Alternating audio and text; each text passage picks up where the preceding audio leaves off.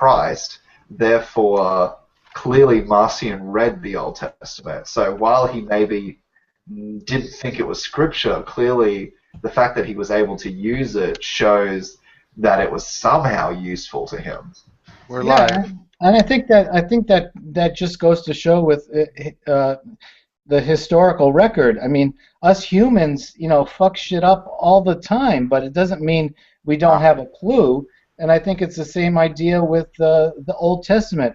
There's some stuff in there that's good, and there's some stuff in there that's absolutely ridiculous. Yeah, what do you think the best two parts are? The best parts? If some parts are good. The best parts, I think, are the prophets and the morality of treating other people with kindness and being of service to others, and speaking to a potential Messiah. I think that's all okay. But I was going to vote for Ecclesiastes and Song of Solomon. Yeah, actually, I think that's my favorite book. What's that? I think that's my favorite Bible book. Which Song is of Songs. You naughty boy. Ecclesiastes. Song of Solomon? Kohelet. You saying Song of Solomon? No, Ecclesiastes and Song of Solomon. Yeah, that's good stuff. I agree. I don't know why, but I always like Jeremiah. I've heard a suggestion once, but I can't remember what the scholar's name was, that Job may have actually been written by an atheist, but I don't get the basis, the argument behind that. It's an interesting idea, but that's hard to argue, though. Yeah. That's why I want to know who the scholar was that brought it up, because I want to see what this argument actually was. I only heard it in passing and never heard the actual argument. I think you can make that case for Ecclesiastes, but I don't think you can make it.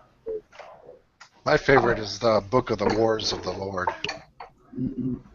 Of the John's what? the only person in the world with a copy of it. Or the Wars of Yahweh. Wars of Yahweh. Yeah, it's one of those books referenced in the Old Testament, but no one's ever seen it or heard of it. Well, seeing as we're talking about stuff like that, is there a question somebody had in mind or a topic somebody wanted to throw out there? Yeah, who was the scholar that made that conclusion about Job? Sorry. I didn't. My question was just, does step anybody on. know who the scholar was that made the suggestion of Job being an atheist, or the author of Job being? Not a clue, Wayne, I'm afraid. It sounds like a German philosophy more than biblical scholarship. But, Maybe it was, because I can't find who it was that said it. But before we get really good analysis of Job by a literary critic. It wasn't by a New Testament scholar, and it was really good. And I can't remember who it was now. Let me think about this. But before we get to a new topic, Daniel, I just got to say that I feel your pain that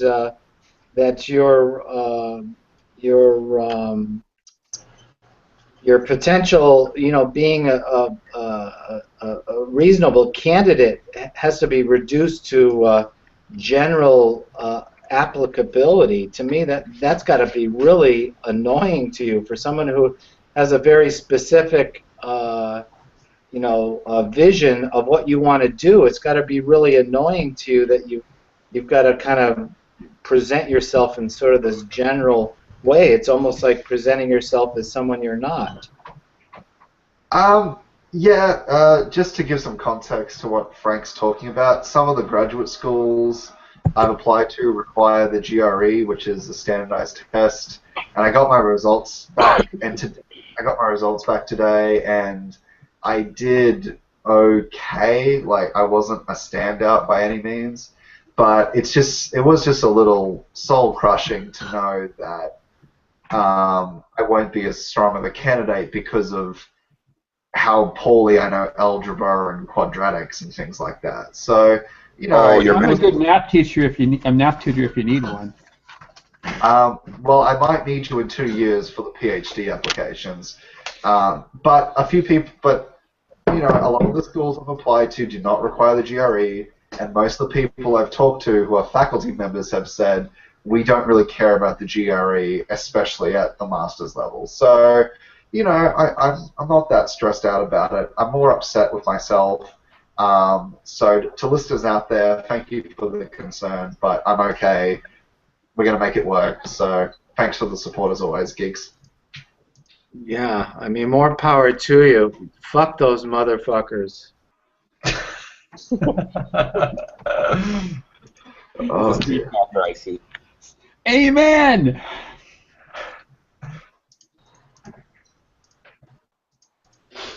But we'll see. Well, I will let you guys know what happens with my applications in March. You're not going to find out till March? I get told in Marchish.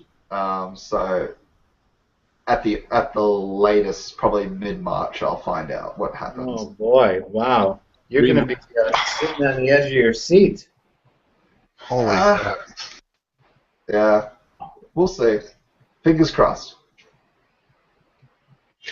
There's a guy that wants to join the Bible Geek listeners Facebook group, and I looked at his profile page, and it's a selfie, but he's showing the backside in the mirror. He's totally naked, and he's huge.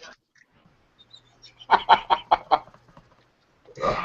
don't think that's about Job, man. This is going to do wonders for my career one day when these get shown at SPL.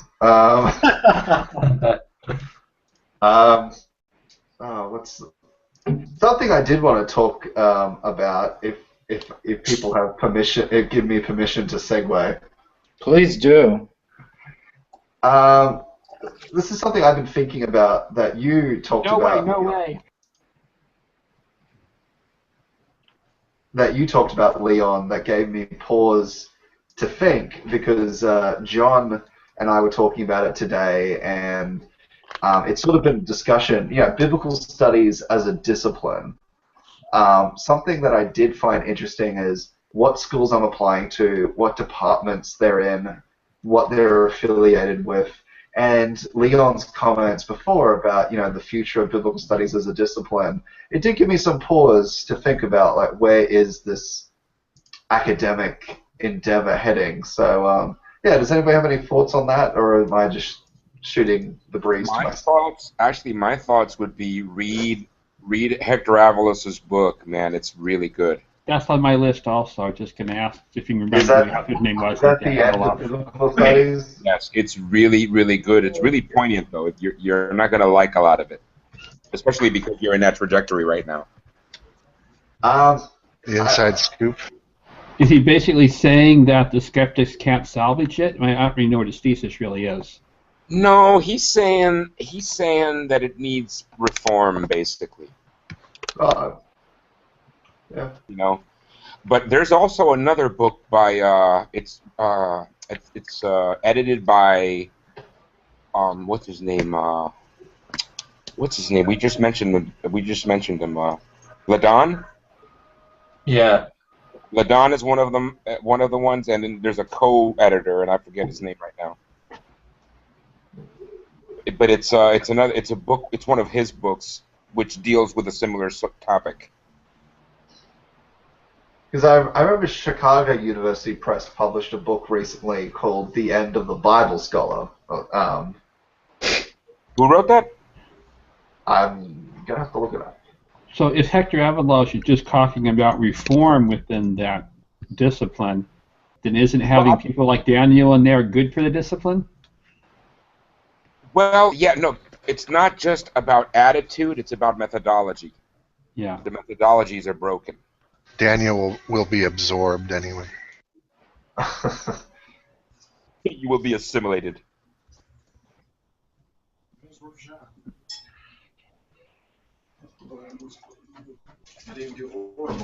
But I highly recommend it. I think it's a really, really good book. I really like Hector Avalos. I think he's a really bright guy. On my list, but there's a couple hundred books on my list. So I don't know how to prioritize them.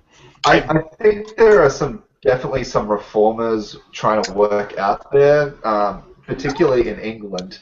America is very hard to change. The North I think you're right. I think James Crossley is along that same line. He's awesome. Crossley is the man, and I talked to him. I got to Skype with him a few weeks ago, and he's basic. Oh, I shouldn't say this online. Come on. He's a good guy. I like him. Yeah, he's going to send me a copy of his book on Jesus and the chaos of history, so I'm super excited to get my hands on that. You know, I was listening to Goodacre's podcast, NT Pod, a lot recently, and he had a few episodes talking about, like you guys are saying, just methodology, the tools of historicity as applied to the New Testament, and he went over like the standard stuff, the different criteria and all that. And it was interesting hearing his take because he had a very cautionary approach, it seemed like, to the applicability. Like he basically went over the strengths and weaknesses of each of them and said that, yeah, you know, these ones are useful, this is how useful they are and what ways they're useful. But I was surprised, you know, given that I guess you could say he's a mainstream scholar other than he doesn't accept Q. But other than that, he's pretty much mainstream, isn't he? I mean, Yeah. he's not considered a radical scholar, yeah, but he was quite adamant to say that, you know, in the same way that you're saying the methodology, Hector Avalos is saying it needs reworking or reform, he was saying that, you know, we have to be careful with how far we push these tools, you know. Yeah. He says we got to make sure we don't push them beyond what they can actually reliably show, which I thought was interesting coming from him because I didn't expect it, basically. I've grown to expect that from Baker, particularly reading the case against Q and the Gospels and Thomas. I think he's a pretty even-handed scholar, and he admits, he's not afraid to admit shortcomings and weaknesses in his own argument. So yeah, I've come to expect that. I think he's a very fair-mannered scholar in how he approaches himself and the others around him. Yeah, I just admire that about him because, like you said, he seemed very open to his own ideas being wrong. You know, like. Yeah. Well, everybody has to be. Yeah. No, it's one of the big things that keep getting brought up at SBL lately, and Darwin, is it Darwin Cook? Who's the guy who debated Carrier in Canada? He's at the University of Toronto. Cook? I don't know. Oh, Zeba Crook. Zeba, thank you.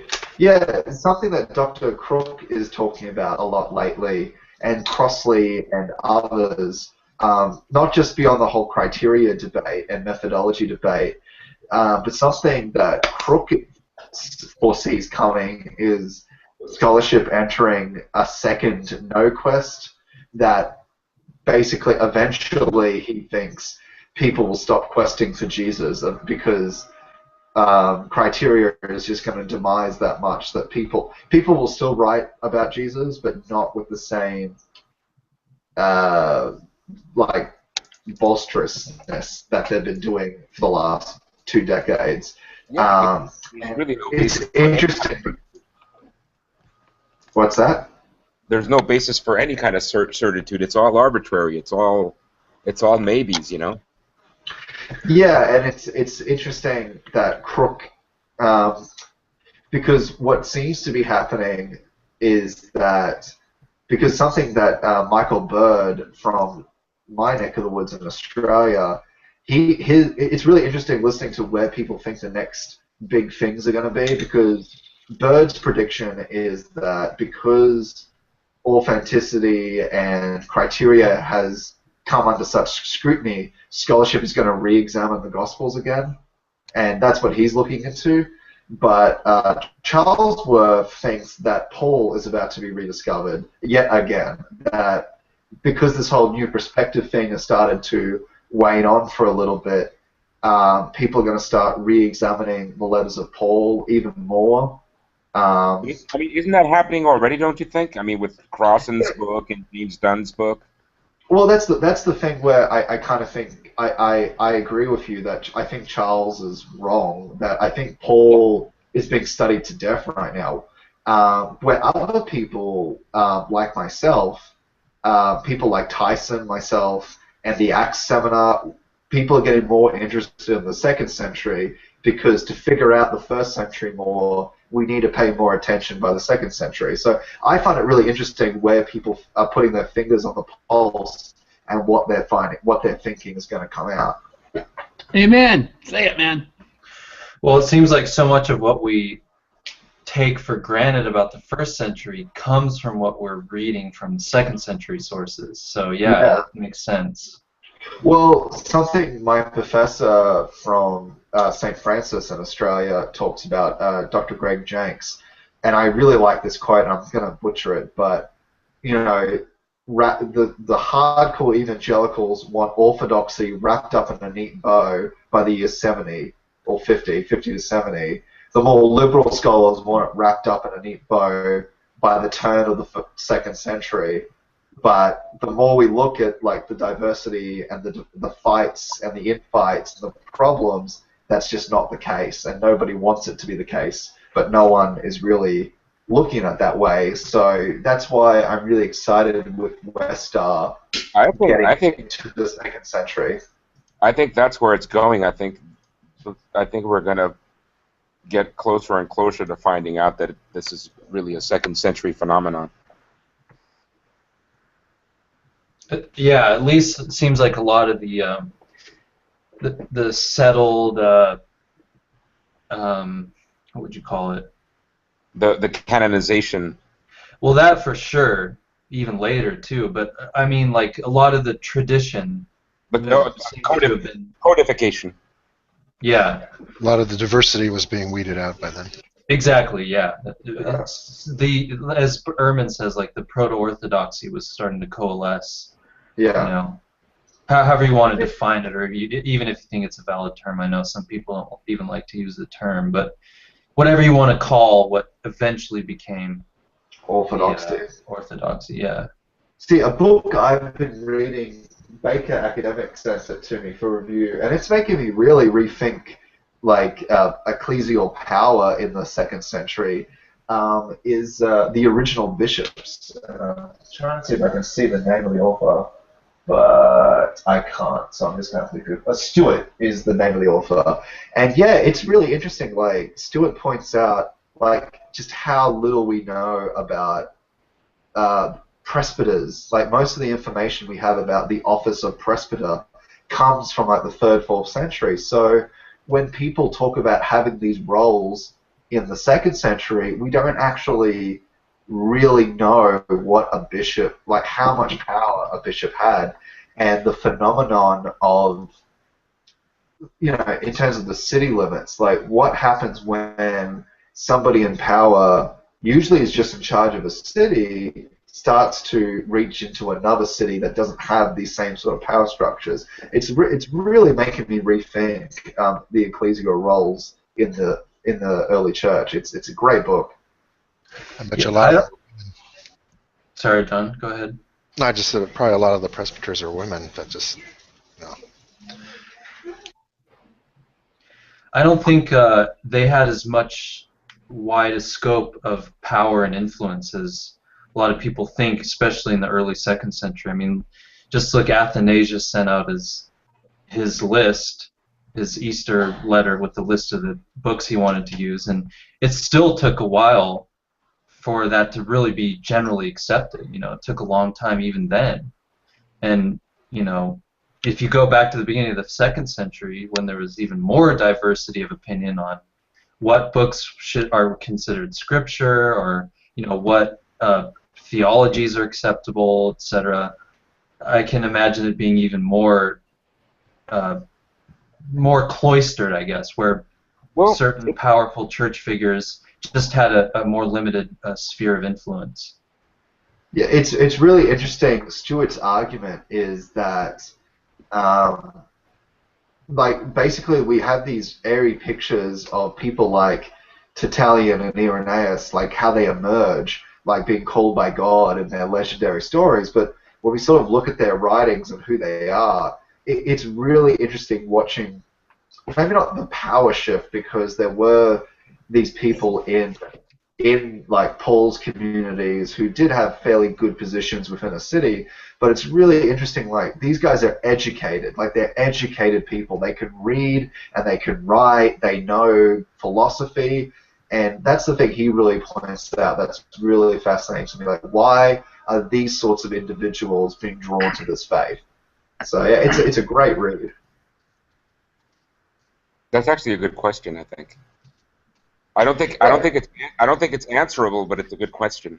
Yeah, well, that's the thing he points out, that it's not really answerable, but like the 5th century has all these wonderful stories of like hearing God's voice and changing their life and all that, and these wonderful martyr stories and all that. But he wants to kind of cut through that and is like, well, let's look at this person has read Homer, but they're also reading heretical gospels, and like they're reading that in itself is really interesting. Look how much they write. So how skilled are they? How talented are they? Where's money coming from? Like, it's very interesting. Yeah, did a lot of these guys, like Tertullian and Irenaeus and all these guys writing a lot, did they have like patrons that were funding their writing, or did they have? I mean, what was their like position in society? I mean, were they just being funded by some church structure, or what was the deal with them? Do we know? That's actually a really good. Sorry, that's actually a really good question, because it brings up, like, how did it work? And we used to reading actually about the theories and the ideas and stuff. You don't really think about their bio, Yeah. Well, Stewart's theory, like the traditional model is basically these people like are called to this office and the community gathers around them and like basically elects them to that position. Like that's the sort of traditional, that's the beautiful story of like how these people get that. What's interesting, Stewart's theory is that they're definitely probably supported in their community in a similar way that probably Paul was and other people were, like that there were collections and givings of alms like there were in early. But what Stewart points out is the shift, that most of the time in the early funding, they're on the move. They fund people who move around. What's interesting is that the presbyters seem to be funded to stay put, that we're going to put one person who happens to be the most educated, well-to-do person within our midst. We're going to put money aside for that person to lead us, to advise us. And it seems to have sort of morphed, but then it gets out of control, and then, we get the Bishop of Rome emerging with all the power. So it's very interesting. I'm not doing justice to the book because I'm not done yet. Are there any good books talking about the relationships between the different major church areas like Alexandria and Rome, and and how they all related to each other, how they got along, what they discussed and how they discussed it, and at what point did Rome become like the boss, and anything kind of just dealing with church history in that early time, and how all the big churches related to each other? The one that comes to my mind is John P. Meyer and Raymond Brown's book Antioch and Rome, which talks about those two power centers in the first 3 centuries, and because the theories around there about, eventually Antioch gets associated with St. Luke, I think, and the monasteries that emerge around there and things like that. I would also suggest an older book, a 1934 book, Walter Bauer. Oh, Orthodoxy and Heresy? Yeah. Yeah, I have that. I haven't read it yet. But he goes into some of that stuff? Yes. Not in the same... not in the same way as Raymond Brown, but yeah, it touches on it, and I just think it's really an important book.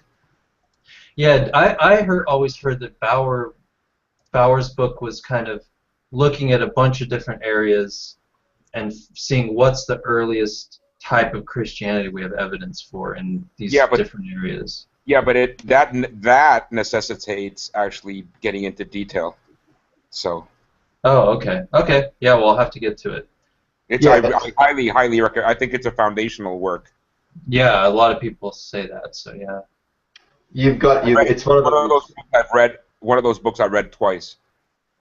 In terms of like to kind of emphasize how important it is. If you want to read about the historical Jesus, you have to read Albert Schweitzer's The Quest for the Historical Jesus. If you want to start studying like the development of Christianity, you've got to read Walter Bauer's Heresy and Orthodoxy. It's on that same level.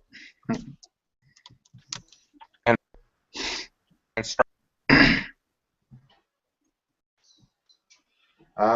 Okay, we went way off the tangent. Well, we're talking about the Bible, so that's good. Oh dear. Yeah, didn't Bauer's book essentially, like I've heard people describe it as it flipped traditional church history on its head, like that. it's that, definitely it was a paradigm changer. Yeah, because wasn't the topic more like what Eusebius pretty much said, that you had Orthodoxy going all the way back to the Apostles, and then all these heretical movements splitting off, but really it wasn't like that at all. It was really a ton of different varieties of Christianity that eventually... I think he proved it beyond the shadow of a doubt, I think. Yeah, it is exactly that paradigm shift where before Bauer, it's like from Jesus to Constantine, there's this golden thread, and anybody who's not on that thread is a heretic, and they almost even know it. They're just like they even know they're wrong. But Bauer kind of just turned that on its head and was like, no, orthodoxy is not as clear cut. It's never been clear cut. No, it's that sort of book. Like things have sort of, I don't want to say moved on from Bauer, because a lot of the stuff still just goes back to him directly or indirectly. Yeah. But basically, how Christian history is taught at most universities and seminaries is a direct result of Bauer's work. But if I may, though, one of the important things, to me at least, about Bauer's work, which ties it in with us talking about Marcion, is that I think Bauer also demonstrated that in a lot of the eastern provinces of the empire, Marcionism was the standard, was the first form of Christianity that they actually were exposed to.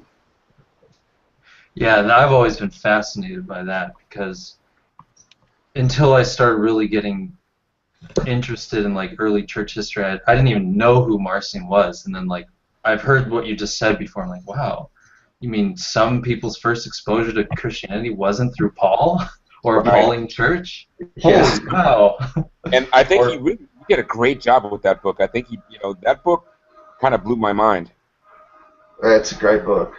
It's one of those things where, like, the thing he sort of proposed to me that changed my mind was like hypothetically, Mark's gospel was written in Rome, and that's the only gospel you know. Like that is Mark's book is the only book you've ever heard, and that's it. Like when he sort of like crystallized that for me, because when I was an undergrad, I had this idea of like, they're all walking around with the New Testament and everybody's got access. But no, he really honed the idea that some people went to their graves only knowing, say, the Gospel of Thomas. Like that's the one they had. That's the one theology they had. And yeah, when I really got my head around that, it was definitely a mind-changing experience. What's really more mind-blowing is how many people lived and died and were Christian and never saw a gospel, maybe just Paul's letters, or maybe one or two of Paul's letters. Probably heard things as from the lector in the lectern church. Yeah. Exactly. Just think of how many people today go to their graves without reading the Gospel of Thomas. Tons, yeah. Still working on people reading the Bible. Yeah. Just for hitting people with.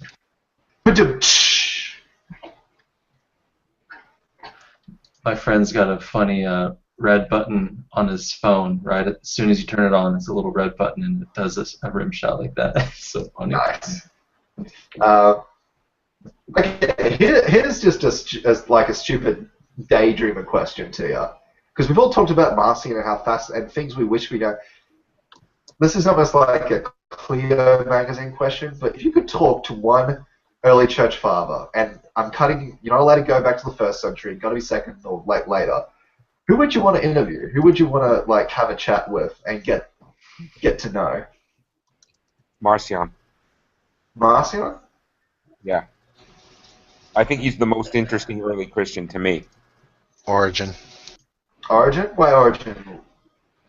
Because he likes to digitize stuff like I do. Origin was crazy. Oh. I'd probably want to pick Irenaeus if I had to pick anybody. Why Irenaeus? He just seems like the most wild of all of them, just the craziest, essentially, so I think he'd be the most fun to talk to. Yeah. I'm sort of torn. I used to think Marcion, but I think Valentinus would be interesting as well.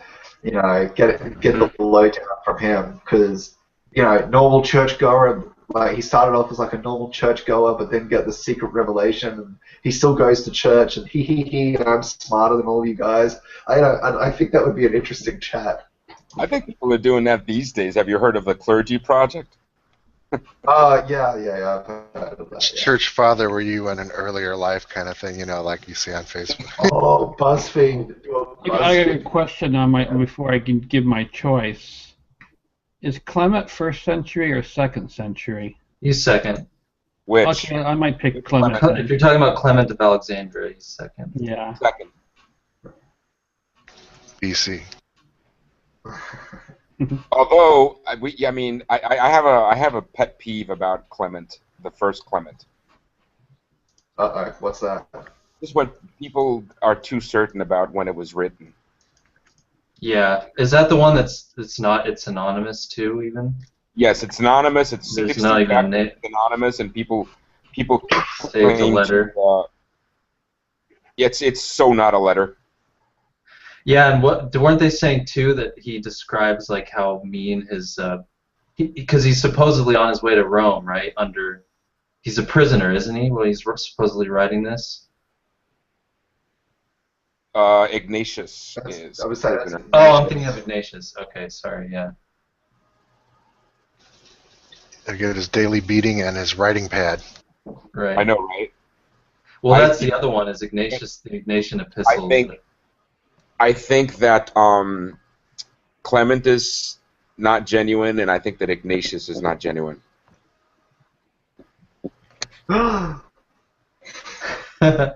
Yeah, I was listening to the debate between Greg Boyd and Dr. Price, and that was brought up, the Ignatian epistles, and I had never heard before like all the arguments against the authenticity. Like, well, yeah, if he was under like the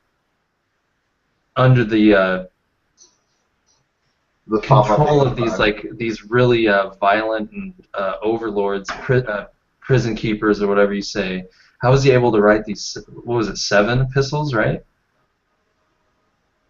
It's supposed to be, the magic number is 7. Yes, just like Paul.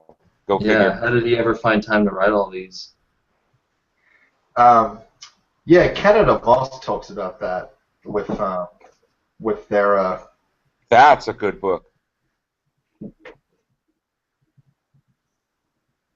Yeah, that is a good book. Which book is it? Candida Moss, The Myth of Persecution. And Other Christ, which is her big academic study on martyrdom. Oh, I've heard of Myth of Persecution. She goes into Ignatian epistle stuff in there? Yeah. Oh, cool. Like in a big way, or just kind of touches on it? Well, she goes. I'm sorry. Go on. No, you go. I've talked enough. No, I mean it's cool. I mean she just it's like she does a survey of the whole, from the origins up until the persecutions of after Nero and shit like that. Okay, gotcha. Yeah, her more detailed stuff, like Myth of Persecution, is the more popular nonfiction work, where it's actually a really good like take on, particularly where like modern Christianity is in America, how this myth of persecution is so built into the DNA of Christianity's religion. So she kind of looks at the whole. It's very broad, but if you want to get down to the more scholarly sort of book, she has Other Christs and Ancient Christian Martyrdom, I think, is the other one. And they're like Yale University presses. They're a bit more expensive, but very good books. Similar to like Forgery and Counterforgery and Forge with Erwin. You got the popular and the more hard-hitting. Oh, you're saying that there's a more scholarly version of one of hers? Yeah, I'll get them for you right now. That's one. Well, it's like sometimes like Greg Boyd and Paul Eddy wrote. It's a pop book. First they wrote the scholarly book, and then they wrote a pop book. Yeah. But they basically tell the same story, but one of them is a lot more detailed. That's the two books. And Bart Ehrman does that a lot too. Where he'll write a scholarly book and then he'll write a pop book. Well, he's done it in reverse a few times, which is something. No, yeah, and I hate when he does that. Yeah, I dislike that as well. But I'll be curious to see what he does next. Apparently, he's working on oral tradition now, so I'll be curious to see what the next one is. Because memory is another big thing that's been talked about SVL a lot. Yeah, I'm a book geek. I've been studying this shit for like 20 years now, so. I can tell. But I'm not in a school though, just on my own. Like most of the people here, I think. Okay, cool. Isabel, so were you trying to say something earlier? Yeah, sorry, I didn't want to wreck anyone's train of thought. Sorry, my brain derailed on Ignatius. So I've read the Aramaic, but I haven't read the Greek. So is there a book that compares the Aramaic epistles with the Greek, or is that just find them and then compare them by yourself type of thing? You mean like the variance between the two, maybe? Is that what you mean? I have no idea about that. I'll say, unfortunately, that's not exactly my wheelhouse, but I will. Are you a member of the Facebook group, Isabel? Mm-hmm. One of my old professors from ACU is an Ignatian scholar, and I'll email her your question and see if I can help.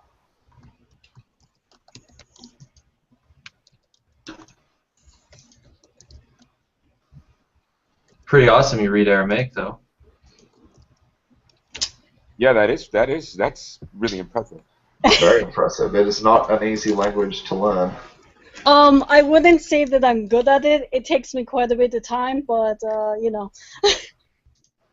Well, still. What scripts do you read? I hope so, Frank. What's your first language, Isabella? Koldarashi, which no one speaks. What country? I'm Romani Gypsy, so Koldarashi is my first language, Romanian is my second, English is my third, and a native language is my fourth, but there's only about 600 of us in our tribe, so it's not a well-written language. It's more of an oral language than written. Cool. The native one, is it like what is it closest to? It's Chidamaka. It's Chidamaka. It's a like Southern Louisiana tribe, but I'm really not sure who the closest ancestor language-wise would be. Interesting.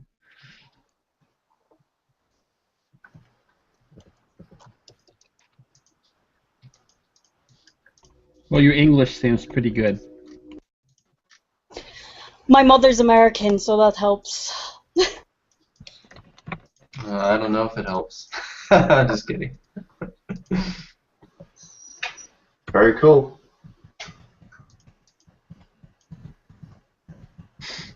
Doug, do you have a drum set nearby? It's out in the garage. I don't have it set up right now. Oh, okay. I thought you could give us a beat and A it real might, rim shot. yeah, You asking Drum to beat it?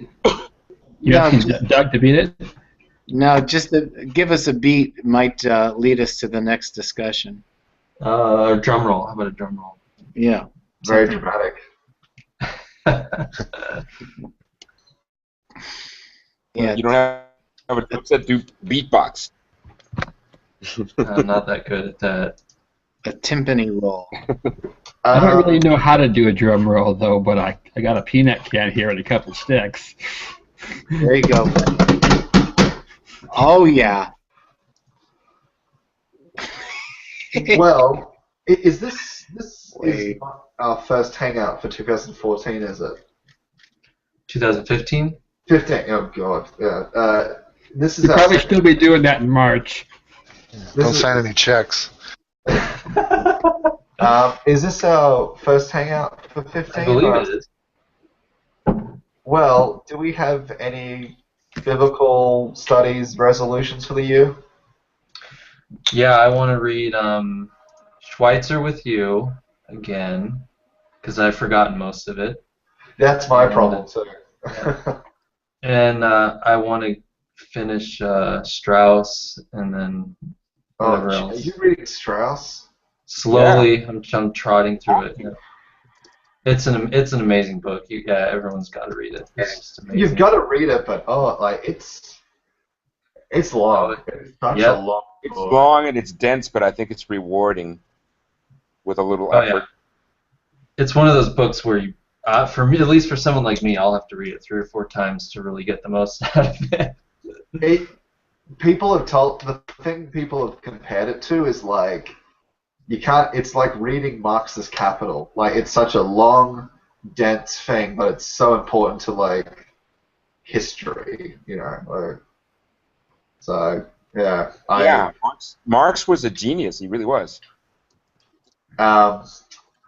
But I tried reading it. I got pretty far through it, but my thesis got the better of me, and I just had to put it aside. So I still haven't really read Strauss yet. Well, eventually I'd like to do it on the other reading hangout, but I know it's a big task. So That's like a whole year Strauss might almost. be too long. Yeah. Strauss might be too long. Yeah, that's what I was thinking, because it would just take us forever. It's like So reading. Can't handle the Strauss. It's like reading Yeah. Don Quixote or something. Yeah. But at least it's available in audiobook, so more people can make themselves actually listen to it. Hmm. It's like 52 hours on Right. But his, It's good to read if you're going cross country or something. yeah. yeah. I'd His- still vote for doing Strauss for the other group. They say it's too long. I don't think that's a reason not to do it. Oh we no, can I put it up agree. for a I vote. agree. I liked it so. I think when you all decide, you should give me a link so I can buy this book. It's for free on the internet. It's for free. Which Strauss? Yeah. You can download it for free. And an audiobook version if you prefer that, Isabel said. I have no preference. I can read fairly fast, so it's either way really. Yeah, it's what's the best version? The one on archive? There's a few on there, I think. I don't know. I've never seen a really good one. Yeah, a couple of them have like blacked out pages, but actually the Logos version's the best one. Is it? Yeah, it's pretty much perfect.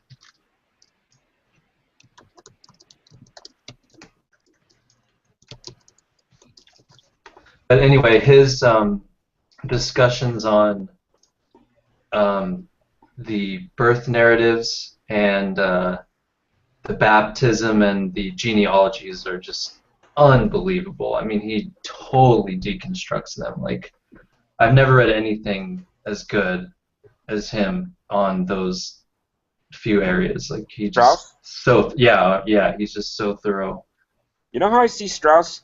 Strauss was brilliant at saying what Jesus was not. Yeah. Right. He's a deconstructor, no doubt about it.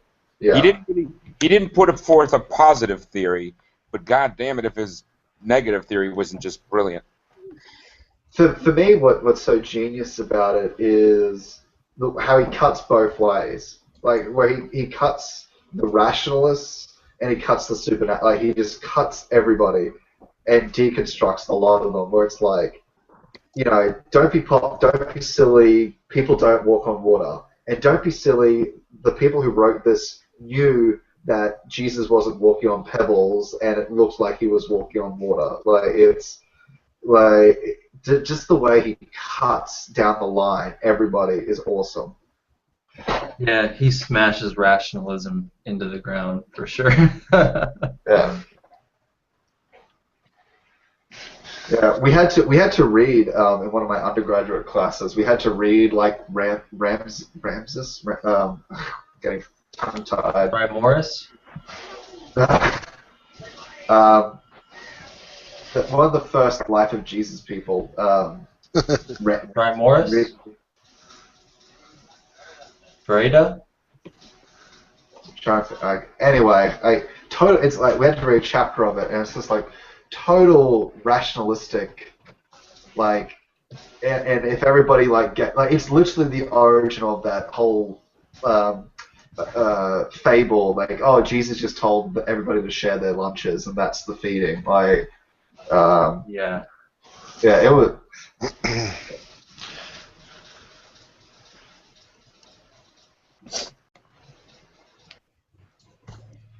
Oh well. It's more probable that the alien Jesus feeding the multitude from UFOs is more probable. Yeah, I read Crossan is one of those ones that because I'm reading historical bejeebers for Zinda on my blog for a review, and I kind of like Dr. Price's comment on that book that it should be called Galilean peasants and Jesus, not Jesus again. Like it takes him so long to get to Jesus, and I get what he's doing. Like he's building up his superstructure to put Jesus into his context, but it takes a long time to get to Jesus in Crossan's book. So I thought Price's joke was pretty good. My favorite Crossan book is a little book. He wrote a book called The Cross That Spoke, which is freaking brilliant. Yeah, that's my favorite. Yeah, it's about the Gospel of Peter. Yeah. Go ahead.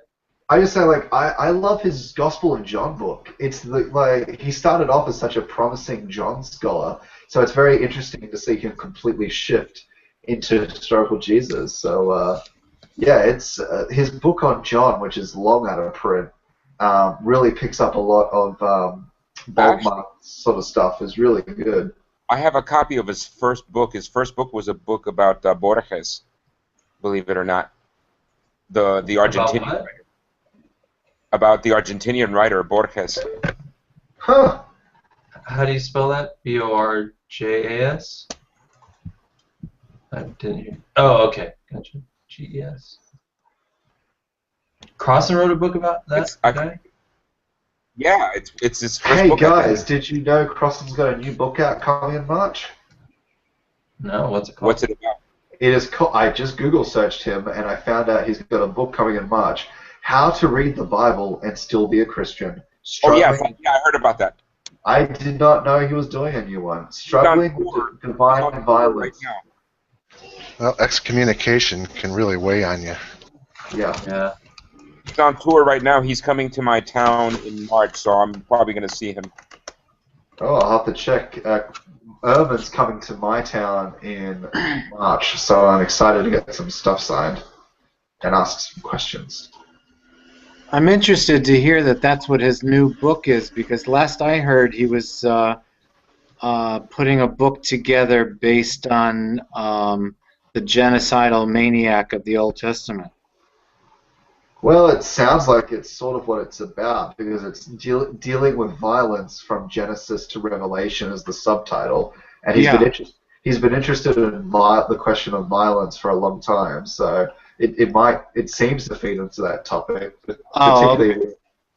All right. So yeah, it's the same book. Okay.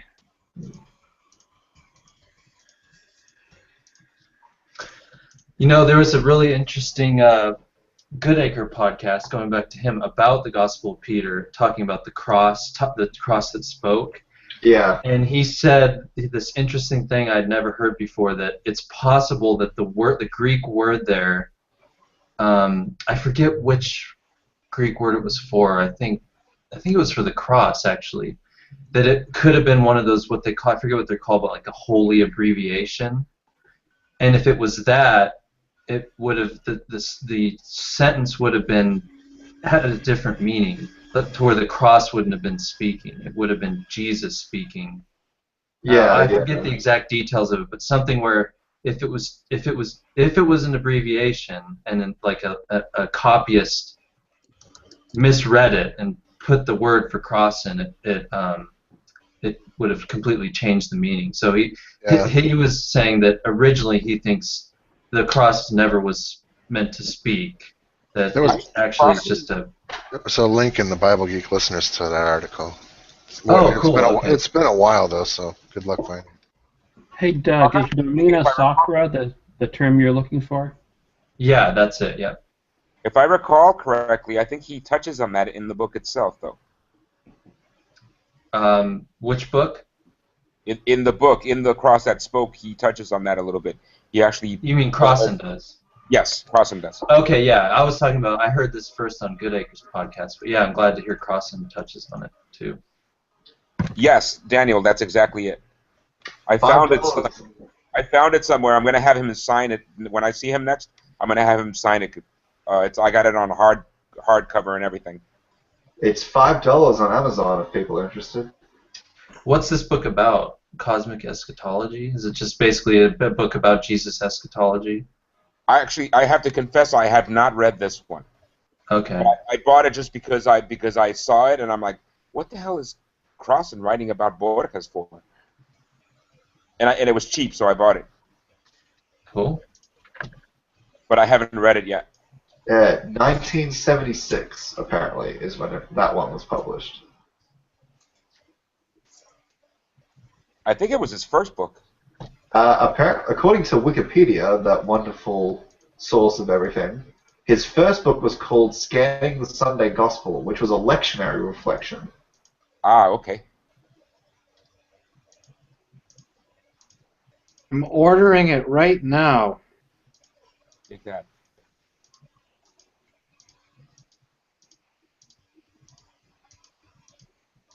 Oh my God! It's $45. Which book? The Cross That Spoke. Really? Yeah. No, get the reprinted one is cheaper. I hope. No, yeah, that's crazy. How do you get the reprinted one? I will send you a link. Oh, you're the man. I love Dom, but I don't want to pay $45. Hell no. Whoa, why is the reprint that expensive? New publisher? Well, Because, like once it becomes out of print and rare. That's not right. I got that for way cheaper. Let me find. That's the one thing I hate about this gig. It just how expensive people. Just these books are just so expensive, and I can understand why they are in many respects, but sometimes it's just ridiculous. Well, while you're ordering that, I ought to mention I've been practicing a bit here. Very good. Very good, Wayne. Very good. I thought he was dousing. Wayne's our court jester. I live next to ASU, and so I have access to their library. Oh, nice. Our court jester. I'm too much of a collector. I like to own things. Yes. I have the same problem. That's why I ran out of bookshelf space. moving from Australia to America was not easy. I had to leave a very big library back, so because it was too damn expensive to ship it, yeah. to ship it. Maybe I'll have to just get it from the library. If I get through the books I currently own before I die, I'll consider it a life well lived. Yeah, you're a real book collector, and you have to put your bookshelves on wheels so you can roll them out of the way if you have room for them all. Well, I've seen that photo of Dr. Price and his library. Holy heck! I'm just worried if something fell out of place, it would like collapse and like suffocate somebody. Worse. I haven't seen that yet. Is that online? What's crazy is He used to do the podcast. He used to do the podcast Bible Geek with a cam like this, and you could see he's got like little miniature toys, like model toys and stuff all behind him and stuff. It's actually kind of cute. He's talked about the models on the podcast. I've only seen audio. I've never seen a video of him ever. He brags about it, yeah. You guys have to realize I've been listening to the Bible Geek since he was with Reggie Finley in like 2000, 99. Let's just say, like, Dr. Price being a Bible geek is nothing new. Dr. Price being... Oh, God, I'm getting tongue-tied. Biblical scholars are just geeks. Like, they're all into superheroes and Doctor Who and, like, comic books. Like I am. I'm no exception. Not me. But I have no interest in that stuff. I'm weird that way. I'm just saying, you go to SPL and it's like Star Wars shirts and like it's like Comic-Con 2.0. Like they're all into this stuff. Like McGrath is into Doctor Who, so is Goodacre. Yeah, I know.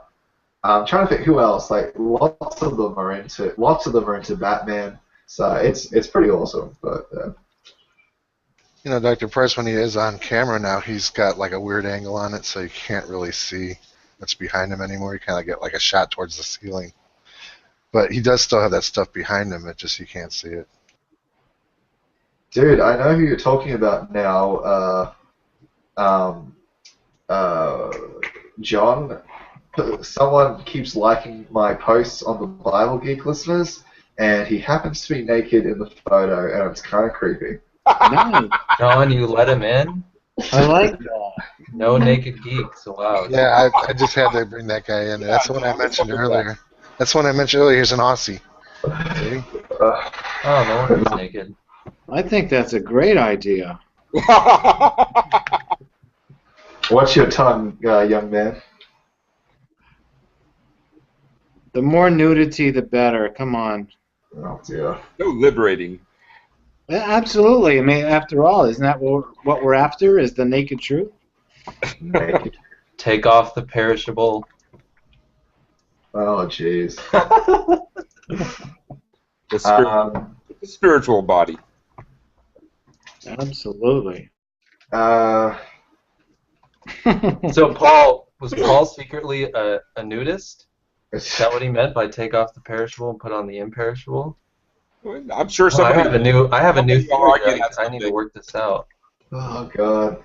Well, it goes along with Spong's theory that he was gay. Oh, does he say that that's the thorn in the flesh thing? Yeah. Spong did say that actually. Yeah. I met him too actually. Spong's cool. Yeah, he's a cool guy.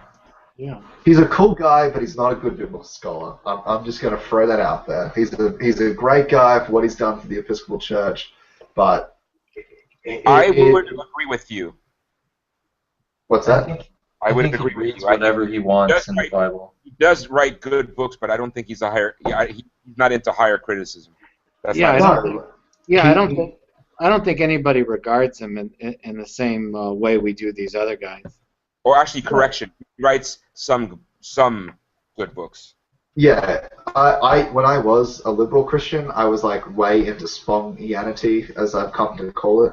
But then when I sort of did further reflection on myself, it's sort of what Crossley talks about, the radical Bible, that let's just get rid of all the bad bits and let's turn it into this hodgepodge love fest that isn't really there. Like we have to force it to be that way, and Jesus becomes this like leftist liberal,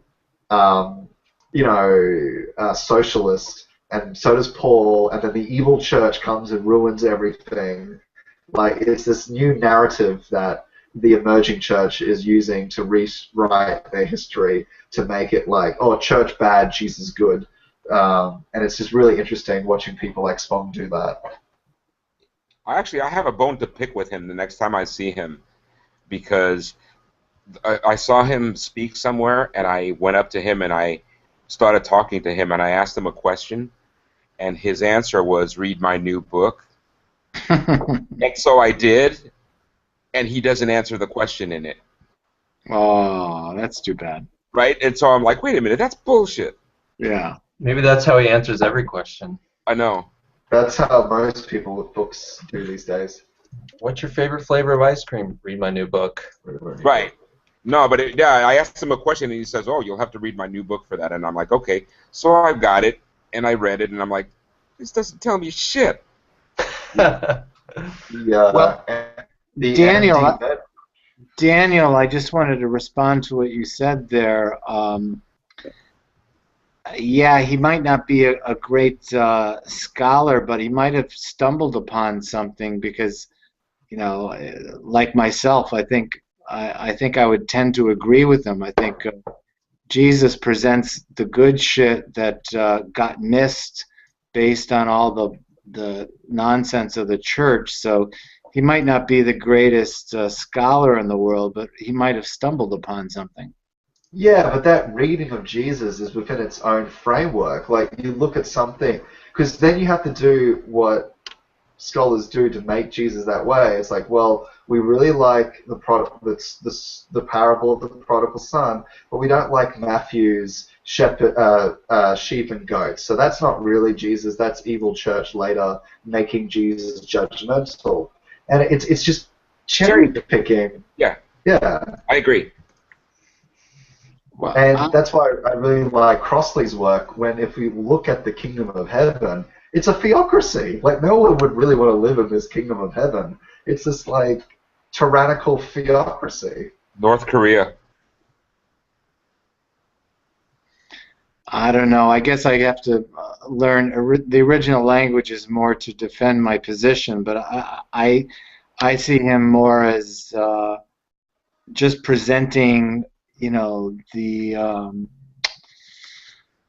sort of the joy of just discovering yourself, and the new kingdom as being sort of the idea of being co-creators with God, and all the bullshit that occurred to me makes sense that it came out of this pressure towards orthodoxy. So I don't know.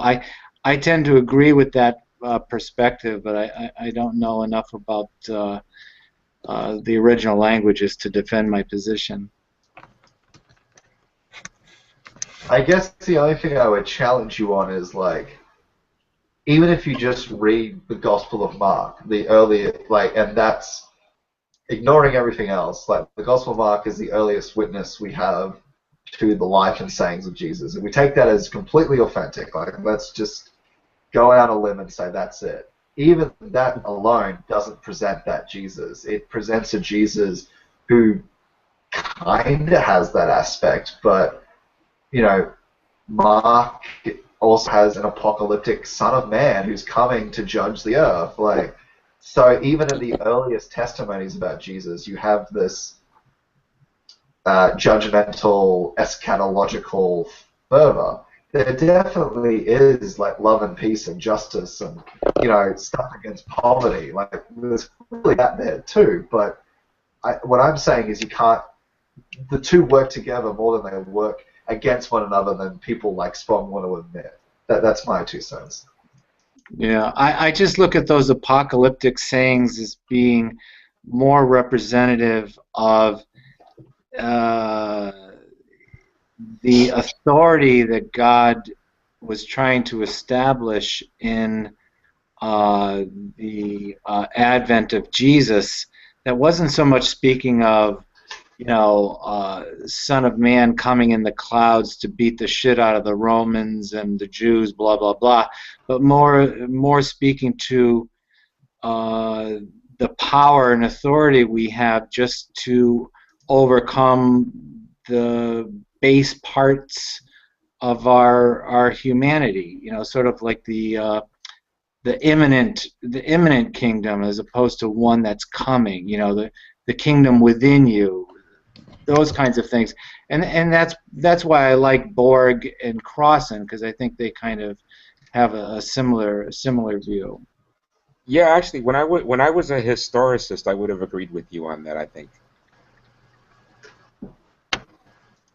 I think it gets confused when people look at, like, I think there was an early church concept of the Son of Man coming back in the clouds to beat the shit out of all the MFers who were screwing everything up.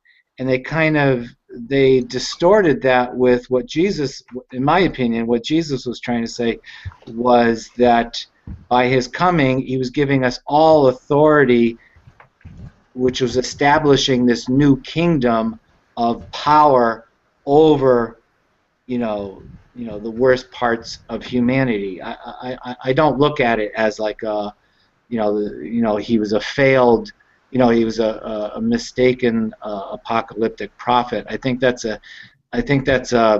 where I disagree with Ehrman. Ehrman acts like it's it's a slam dunk, and I don't think it is at all. I think he casts so much doubt on a lot of the Gospels, but when it comes to him defending his apocalyptic prophet, all of a sudden he's believing everything that's been reported as attributed to Jesus, and I think he's just missing the boat there. Well, I think he makes some good points in that regard, because you can see later traditions trying to minimize that apocalyptic, at least the immediacy of that apocalyptic message. So obviously someone's taking it that way, just look at 2 Peter. It's obviously an answer to, what are you guys talking about? The world's not going to end, Don't listen to those people who say, ever since the fathers fell asleep, everything's gone along since blah, blah, blah, blah, blah. Right, but isn't Second Peter's many decades later, though, right?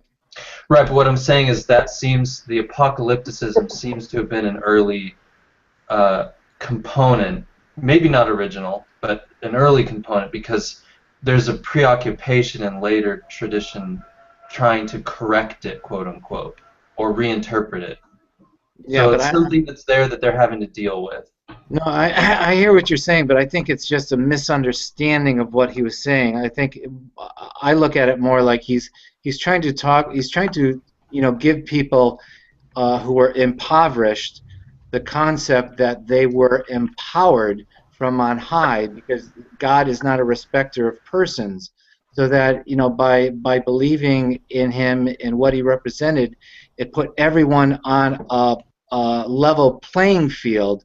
And I think this whole concept of Messiah coming in the clouds and restoring the political structure, I think that was more representative of how his enigmatic statements were being interpreted. That's what I think. Yeah, I mean, it's a possibility, I guess, but I don't know. I just see the apocalyptic stuff as, if anything's going to be original to Jesus, I would throw that in the bucket probably. I mean, especially when you consider the historical background of where he lived, what was going on at the time in Palestine. It was under Roman occupation, and there was this was kind of like the thing to do, The apocalyptic preaching apocalypticism seemed to have been in vogue in that area at that time, and then obviously he's using the Son of Man sayings. That's obviously harkening back to Daniel, which Jews at the time Jews at that time weren't saying, "Oh, this is about Antiochus Epiphanes." No, they were thinking it was some future thing to come. I think so. But yeah, if it's not original, then, and it's hard to say, it's just a judgment call, then yeah, maybe it's maybe it could mean something else, or maybe it's not even attributable to Jesus ultimately. Well, there's definitely, I mean, in Q or in Mark, like Daniel is saying, there's definitely that apocalyptic language there. But my point is that to me, it speaks of Jesus kind of speaking to a new order of things, but that it's a spiritual order. It's not a physical order. And I think because the Jews really didn't have that kind of understanding of things. I mean, they didn't even have an understanding of hell. So they really didn't have that kind of spiritual kingdom kind of concept to even understand what Jesus was saying. So I think that's why it very easily got adopted as, oh, okay, Jesus is coming back soon, so we don't have to worry about all kinds of temporal issues because the world's coming to an end and Jesus is coming back. I mean, I just think that's an example of the frailty of the early community. And the other thing is that I mean, I'm biased because I'm a Christian, because it basically means Jesus was wrong. And I just can't believe that Jesus was wrong on something so essential. I know that's not I can't back that up historically. Not so much wrong. But until I get historical data to disprove me, I'm going to hold my line. Well, Frank, I think you actually do have an historical position there, but I think the position you have is a response to the failure of an earlier position where they're taken more literally. And that's where I think Schweitzer's book is so powerful when he argues for, like Dr. Price has always said, the interim ethic that's clear in a lot of Jesus' teachings. Like it really makes sense if you think of it as a temporary ethic because the kingdom's coming. You're rich, give all your money away because it's not going to matter. Give it all away to the poor because the kingdom's going to be here. So do what good you can with it while there's time to. Yeah, but all those statements that usually get put in that construct that you're saying of speaking of expecting the world to end, so to speak. All of those statements, for the most part, I can just look at as examples of Jesus just reorienting people to prioritize themselves in what really mattered. And that's why, in some ways, I think he was really speaking against the law, or at least the understanding of what the law was. He was saying, you understand the scriptures, but you have no life in you. So he's really kind of trying to bring people to a understanding that their attention was on the wrong thing, and that within themselves they had the power to overcome. So I just look at it that way. I actually think the book of Revelation, even though it's at the end of our New Testament, it's one of the earliest books in it, and it describes a literal return of Jesus there, or a coming of Jesus, not a return, never close to a return, I should say. But I think the Gospels are actually written in response to the failure of Revelation to come past and actually reinterpret Jesus to a great extent in order to salvage him. I think all the Gospels, actually, even Mark, I think, is actually a response to the failure of Revelation. Yeah, but isn't Revelation later? I don't think so. That's the main thing. He's suggesting that it's earlier. I've actually heard theories along that line before. And in our other Hangout, we read Parables of War by John Marshall, and he argues for the 69 or 70 date and a lot of in detail. Right. Yeah. I don't buy it, but it's arguable. I do buy it because I think that Revelation's predicting that the temple would be saved, and the temple wasn't saved, and the author didn't know that.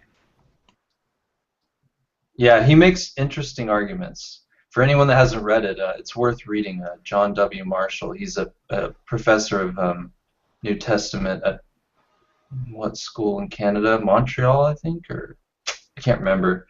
But it's a great book, and he addresses a lot of the other prominent scholars and their readings of a lot of this stuff in Revelation and kind of takes them to task on some of their interpretations. But it's worth reading, I think, for sure, even if you don't ultimately agree with them by the end of it.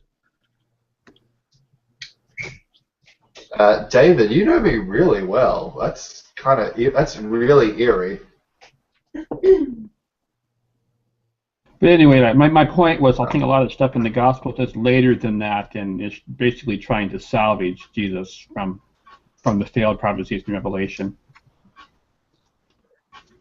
And basically making Jesus say things that kind of allegorize what Revelation had him saying. I think that's probably a reasonable perspective. Yeah. But I mean, you run into that with all the datings of even the Old Testament and the New Testament, whether they were bound together in the books in their correct chronological order. And I mean, I would say that most modern Christians aren't going to take the time to figure out chronologically which one goes in which order.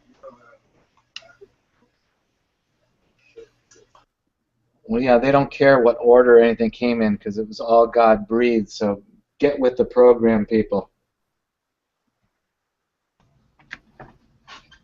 There was somebody like that last night on the interfaith community.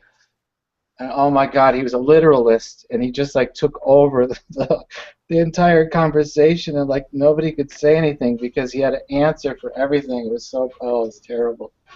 That verse from 2 Timothy, I actually think a lot of people misunderstand that verse where it says, all writing is God-breathed.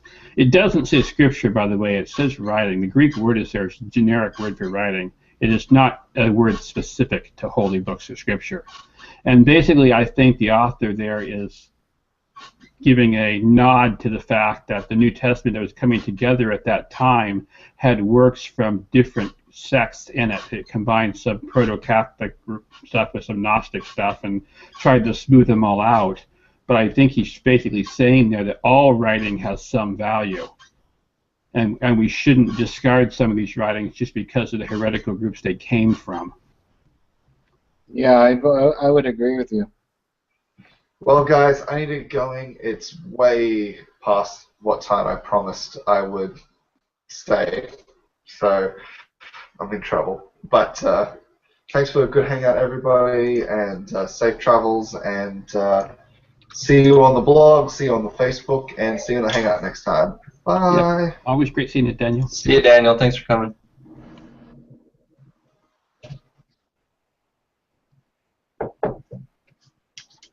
Okay, now we can shit talk historicists. Just kidding. Yeah, no, we can. We can. No. Yeah, let's throw Daniel under the bus.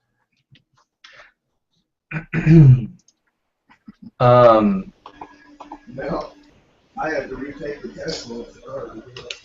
I kind of already, well, I wasn't really shit talking, but I was kind of making an attack on the historicists when I talked about the Gospels,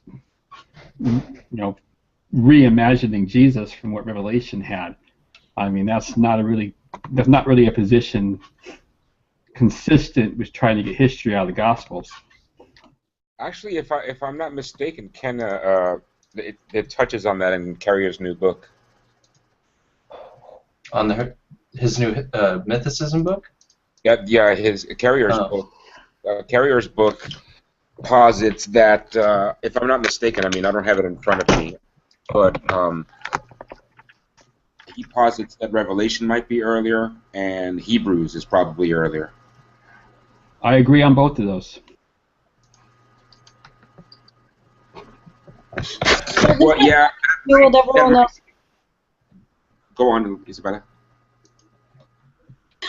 So this necessarily doesn't have anything to do, but I heard that Frank mentioned earlier that he's still a Christian.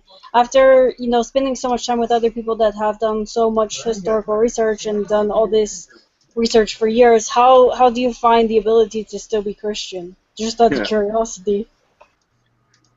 Just based on my own experience. I mean, I pray, and when I pray, I'm using the name of Jesus. My understanding of God is through Jesus, So it really doesn't matter to me about the historicity of the gospel. I see all kinds of problems in it, all kinds of problems in the Old Testament.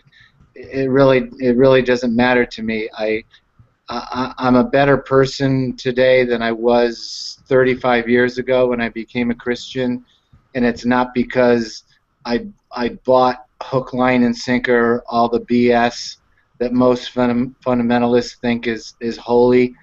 So it's just a matter of me just responding to the strength I get through my daily living. And so just like, looking at the Bible to me is just like listening to any one of you guys. I I I listen to what you're saying, and if it has a life affirming value to it, then I'm all ears.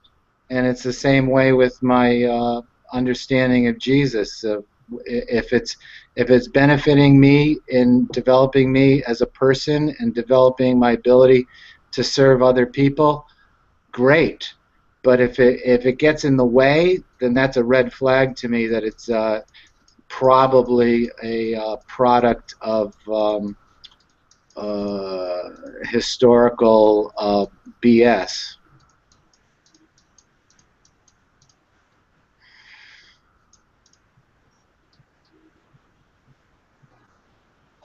Uh,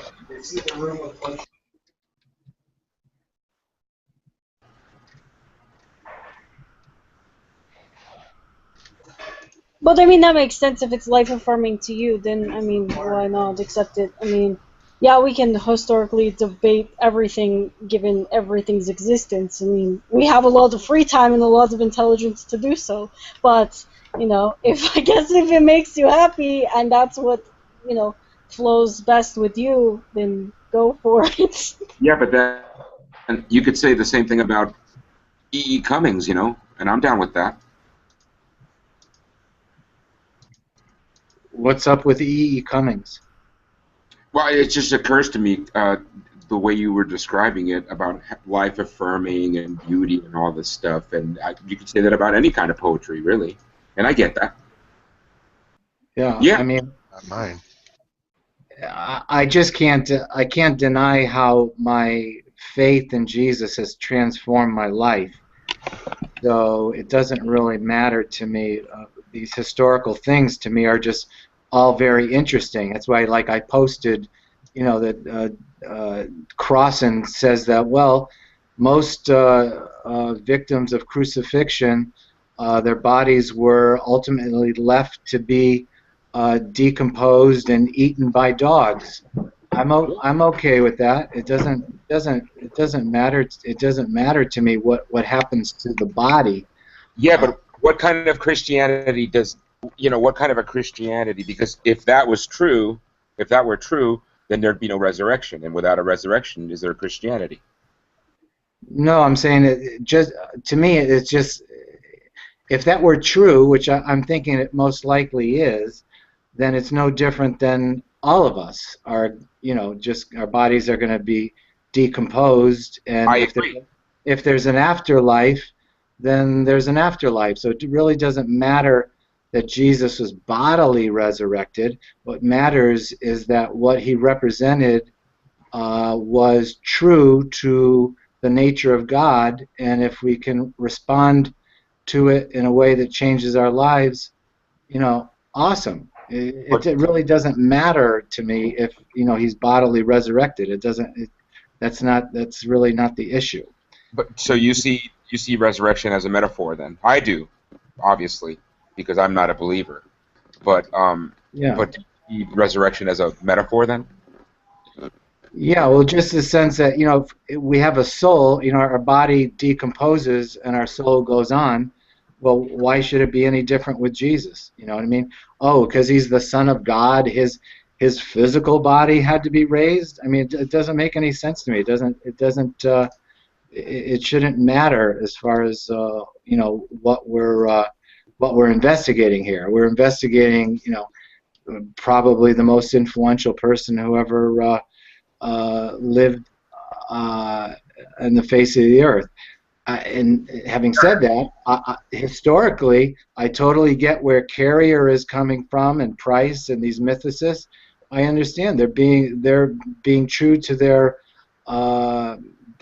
field of study, and so yeah, they're looking for more evidence for to be true historians. So I've got no problem with that, but to me it really doesn't speak to the whole issue, which is we're all going to die, and if there's any kind of afterlife, then the fact that I've been like transformed for the last 35 years of my life by this faith in someone named Jesus is considerable. That's all.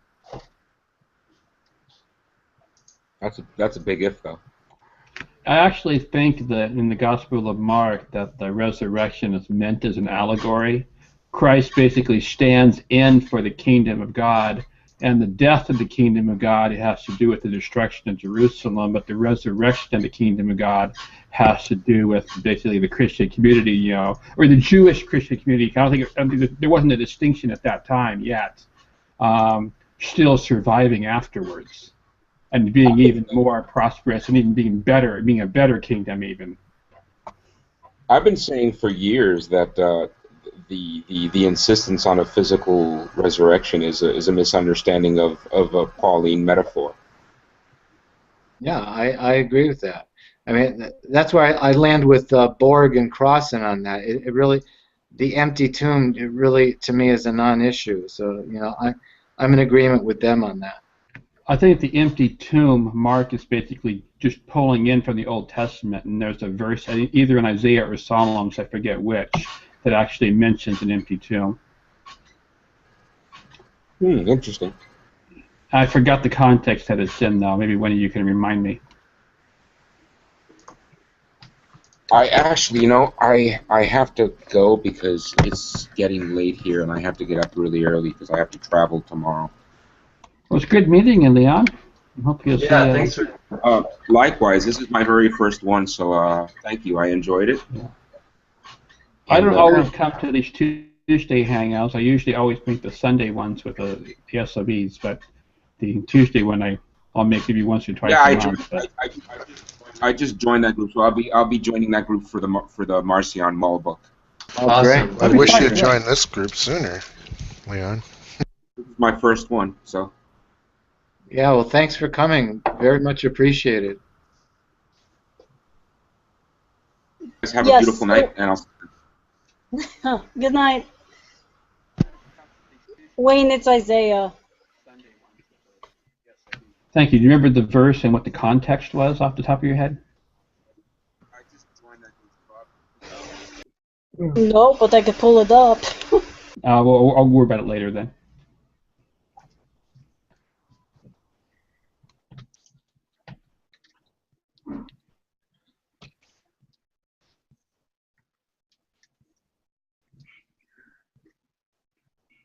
So, Isabella, you asked me a personal question. Let me ask you a personal question. Where do you stand on all of this? This is going to get very confusing very quickly. So Good, I love it. So I apologize ahead of time. I was actually raised Eastern Orthodox. My grandmother is still very staunchly Eastern Orthodox. My first husband was Mormon, so that was an interesting combination. And my father is pagan, so I have a little bit of all of those combined into my own personal belief system. It's very complex. All right, well, that's a good start. Where have you landed? Right now, it's always a fluid for me. I don't think I'll ever settle, just because there's always things coming to light and things that make sense more so than the things that I subscribed to previously. So currently, I am landed in a possible historic personages who inevitably became known as Jesus, and I subscribe to a lot of the interesting middle grounds that don't have conflicts between the Old Testament and the New Testament. I do a lot of ritualistic things that are Eastern Orthodox, but that's not necessarily because I believe that they have some kind of divine principality. It's mainly just because that's what I've always done, so that's what I continue to do, because old habits die hard. Well, that's good. That sounds healthy.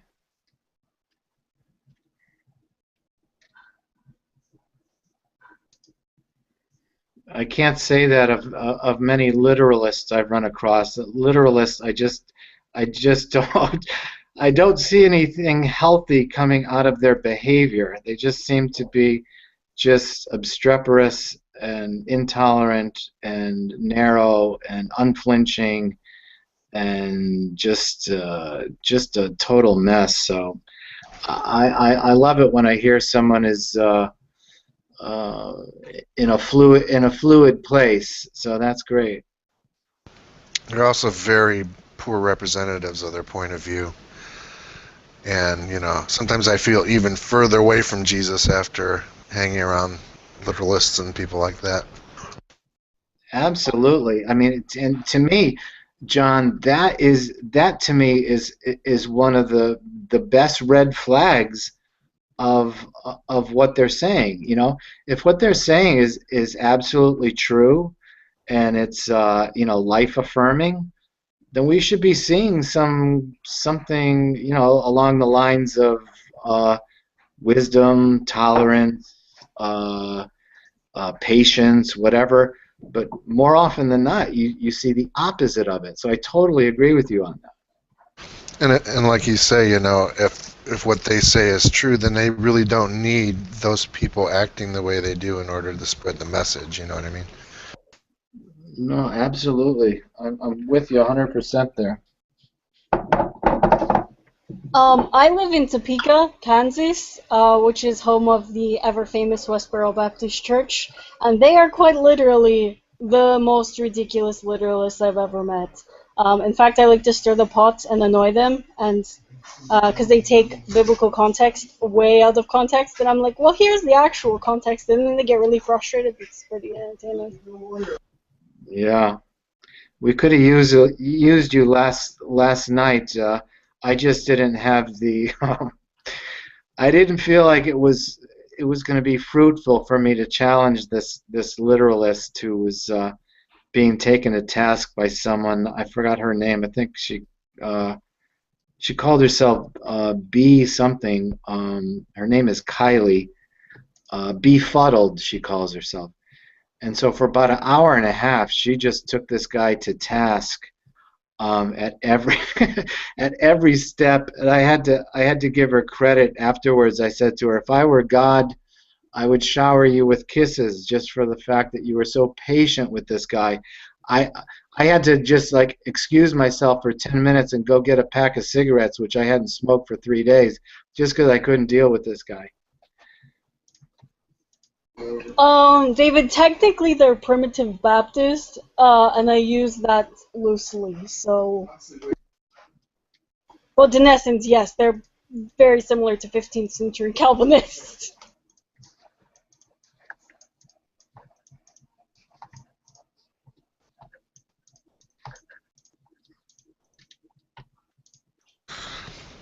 So is that typical? Frank was talking about the interfaith hangout. Is that typical nowadays of that hangout, or is that kind of the exception? Anybody? Lately it's the exception. It didn't used to be the exception, that used to be the normal, but the past year or so, that's pretty much an exception anymore.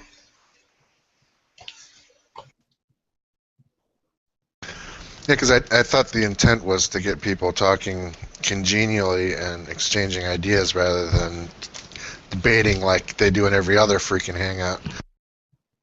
Yeah, exactly. In fact, I was thinking of you, John, last night, and I was really kind of wondering why Kevin was allowing this guy to just sort of dominate the discussion as long as he did. But his take on it was, it's all knowledge. It's all, we're benefiting from hearing what this guy has to say, but but really, if you looked at it, it was like we had a great conversation going on that was involving, the majority of the people in the Hangout prior to his joining us, and as soon as he joined us, he just like dominated it, and was basically schooling us on what the truth was, and if we were good Calvinists like he is, then we would see the error of our ways. I was just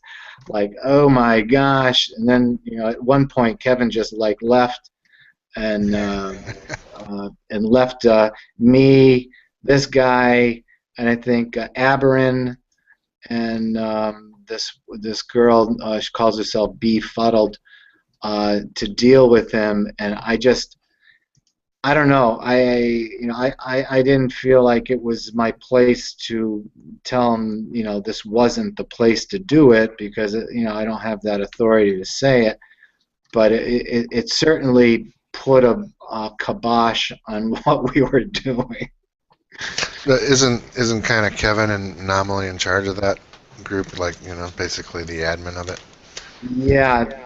So I was, like I said, that's why I was kind of surprised that he just let the guy go on, because I've heard Kevin, spoke. In fact, I think he even spoke last night prior to this guy coming on about the, how obnoxious it is sometimes to, be challenged by literalists, and he was referring to somebody who I guess is fairly well known in these various hangouts, without naming him, and it was kind of odd that shortly thereafter somebody showed up and who seemed to be doing the same thing. But I think maybe because he was presenting his position in a way that wasn't, I don't know, maybe it wasn't as argumentative as this other guy that he had in mind,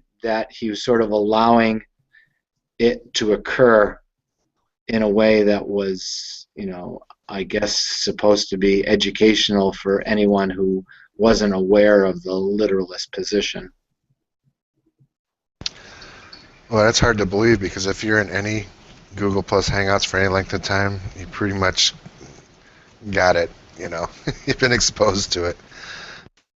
Yeah, I personally was like I said, I've been trying to quit smoking, and I hadn't smoked in like 3 or 4 days. But this guy just like, be right back. I had to go out and get a pack of cigarettes. I couldn't handle it. And I was really kind of surprised that he was allowed to go on as much as he could, because to me it was, it was contrary to what the interfaith community was about. And I sometimes I think I get heavy-handed or something. Sometimes there was this guy Jonathan. It was a few hangouts ago, and he had started talking about being like there to offer the loyal opposition type viewpoints. And I just like I had a bad day or something, and I was really grumpy, and I just, no thanks, basically, and shut him down. When I really felt bad about that, so I like tried to apologize to him in a Facebook chat, and I wasn't sure if he had actually gotten it or not. So a couple weeks ago, starting to hang out. It's not online yet, and me and Dale Thomasoff from the Facebook group, Yeah. we're talking about that, because Dale had mentioned, like he'd seen a couple times where I just shut people down. Okay, thanks, that's enough. Go on to something else, it's off topic or something. And I mentioned that guy Jonathan, and he was in the hangout, and I didn't even know it. So I'm sitting there, we're talking about him. Oh, I know. I remember. Yeah, I was there. Yeah, I was there, Yeah. because you and I were talking about it, and then the guy goes, That was you? "Excuse me, I was the one that you guys were talking." Yeah, I was kind of glad I didn't say anything worse.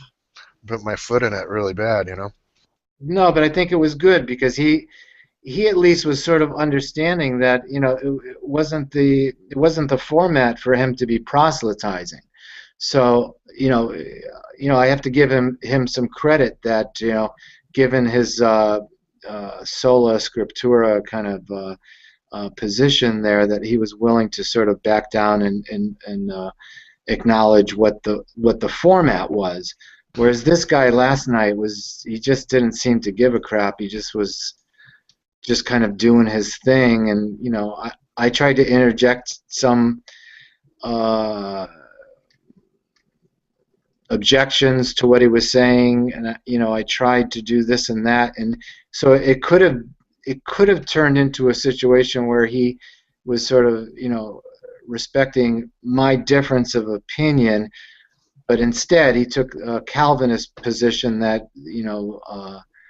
until people get to his position of enlightenment, they're just not going to understand.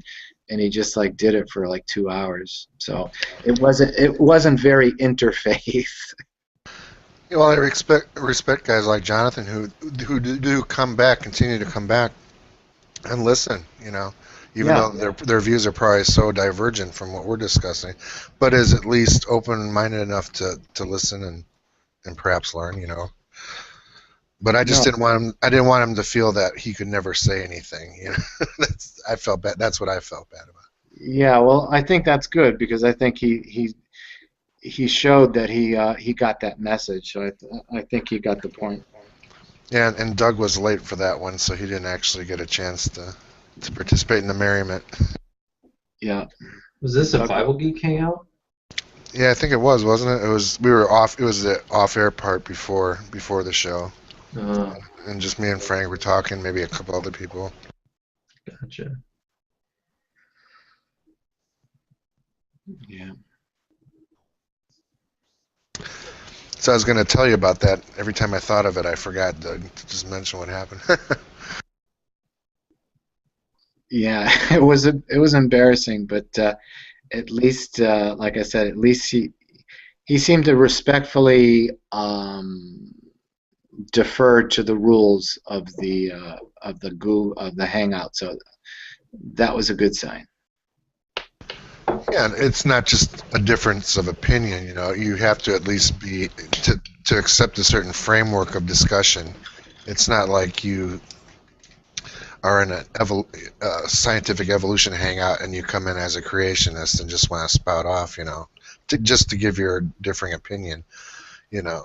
If you're a theistic evolutionist, then you have a common basis to be in a group like that, and you might have something to contribute. But if you're a diametrically opposed or different worldview, then I think you should probably just listen and not butt in too much. Yeah. Yeah. Yeah, like John said a couple times, we're not really interested in talking about the validity of non-devotional approaches to the Bible.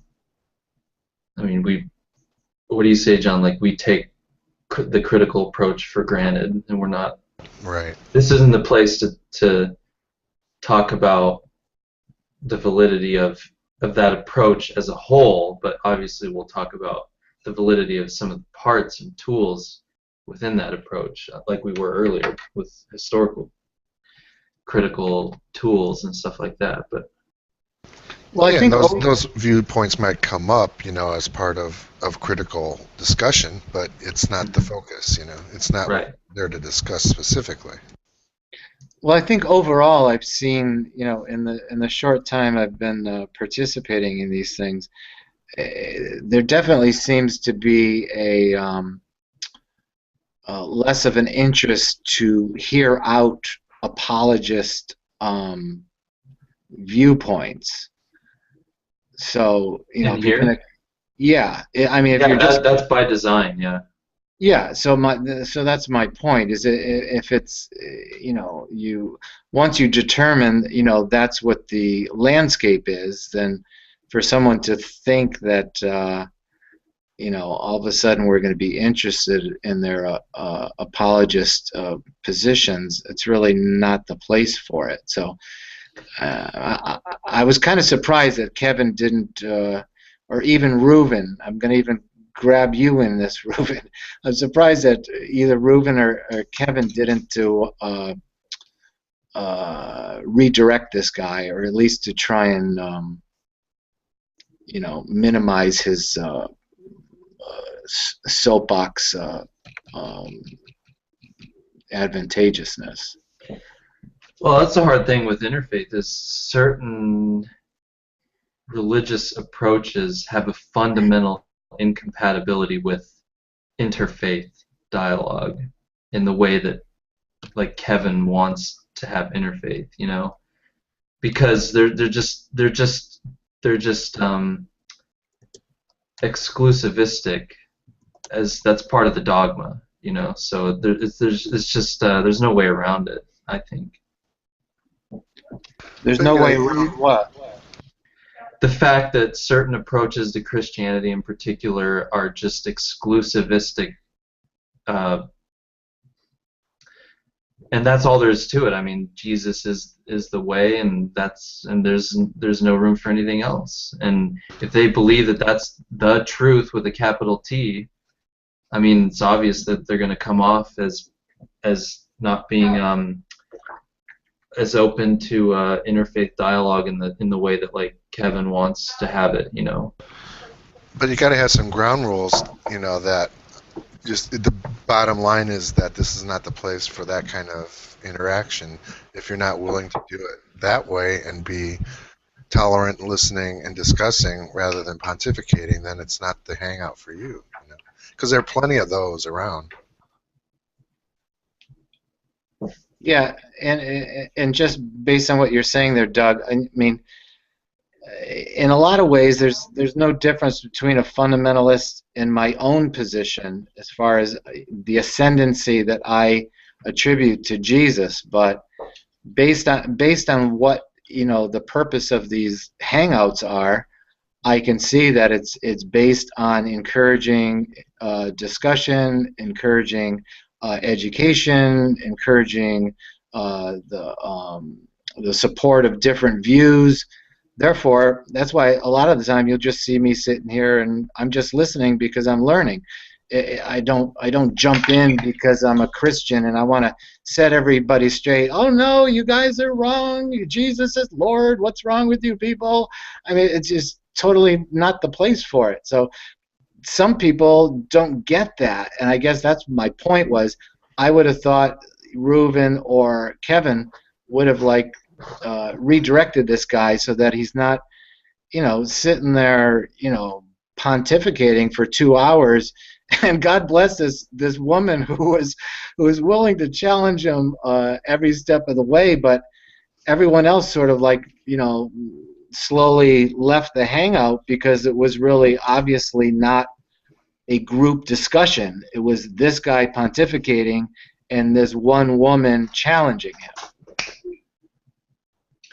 If somebody like that came in to this hangout right now, we've been going at it for a few hours, so I would just say, take it offline and let the guy go, and if I didn't want to hear it, I'd leave, But, and early on, I would let these guys go longer than I should have, but over time, you just learn the techniques of how to cut them off or just say, no, that's it. I mean, I've been coming to interfaith chats for 9 years now, I think. Yeah, 9 years sounds about right. And it's seen a lot of changes, so I mean, it's gotten to a point where we kind of all respect those boundaries, and you can tell who's been there, and who's been coming to the hangouts longer than anybody else. Because we kind of respect those rules, and we don't really need to reiterate it because we all kind of know. Right. Yeah, because and I think it should be established. It should for someone who's being observant, they should be able to recognize that that's what the landscape is that they're entering into. But when it comes to literalists, they're not so self-reflective, so they don't notice that. Well, that's exactly what I'm trying to say. I'm saying that certain forms of religion they can't accept those rules because those rules are just a barrier to your salvation, So there's just gonna be certain people that are gonna come in there and preach the gospel and try and save you, And you have a core community, that you've been hanging with that's, pretty much the same over the years, probably. But you can't stop people from coming in from just everywhere in every direction, because as long as there's a lot, they're gonna pop in somehow. But isn't that part of the moderating? The responsibility of the moderator is maybe to redirect that person or to possibly even silence them? Well, Ruben said earlier that he mainly let him go on because there seemed to be not much else going on anyway. So. Okay. Well, Ruben maybe didn't enjoy the conversation that I was having with Sarah. I think her name was Sarah, and Kevin, and I think Abram was appreciating what we were talking about, because we were just talking about just kind of what we're talking about here, of the type of communication that is conducive to learning, and we're making analogies between interfaith community and in education, and they're kind of using my own new position that I'm hoping to be getting in a couple of days, in affirming the principal's position, affirming the parent's position, affirming the teacher's position, affirming the student's position, and creating a format in which everybody can be involved and feel like they're part of a community effort. And we're trying to make a metaphor with the interfaith community. So I thought it was very powerful. But when this guy came in, it was all done.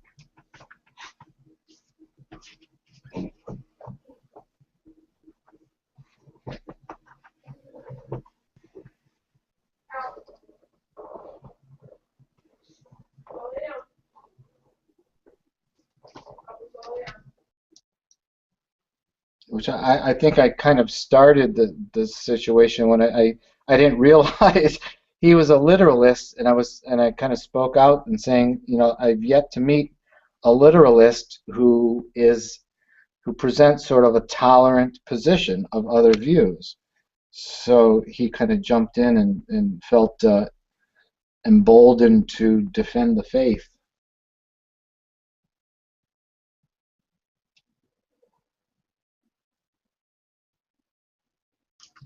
Gotta spread that gospel. Oh yeah. I wonder, I would really love to know if Jesus existed, if when he sat with people, how much was he beating them over the head with the gospel, and how often was he sitting there just listening and trying to understand what their needs were.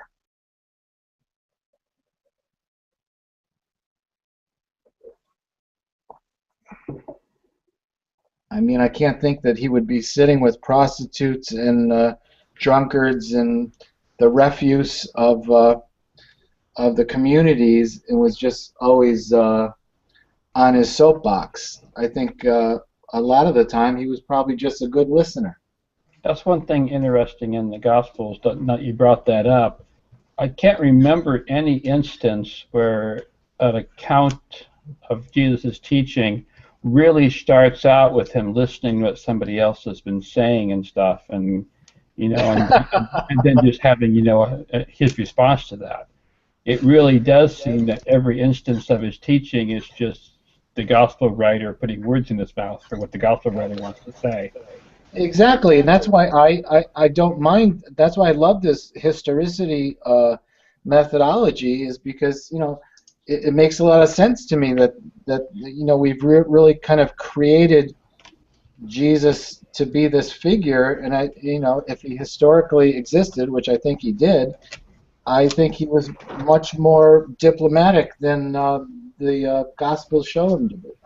I don't know What I meant by that, though, is from your comments, the first time I actually realized that the kind of Jesus responding to what other people are saying is actually missing from the Gospels. I never really realized that was missing before. Yeah, and I think that would be.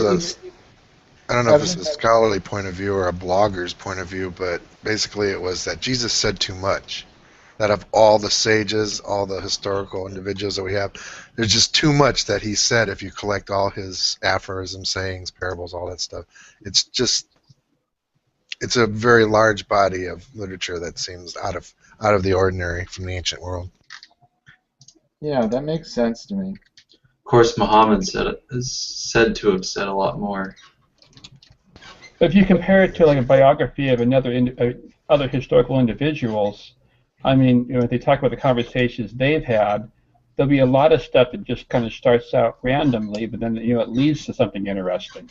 In your own hangouts, that's kind of how conversations go sometimes. We just don't see that in the Gospels. Yeah, and I think that would be like an awesome movie. If somebody would really try to put Jesus in these situations, and show him resisting a prostitute. Show him talking with a drunkard about being free from drink or something.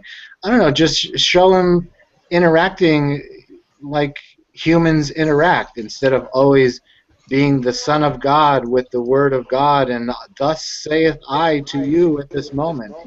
But Jesus is Socrates, where what do I have to do to obtain eternal life? Well, what do you think? Something. Yeah. Throw the Socratic method in there. I love it. Yeah. I've always loved that passage because his answer, you know the commandments, love God with all your heart and all your soul and blah, blah, blah, blah, and that's it.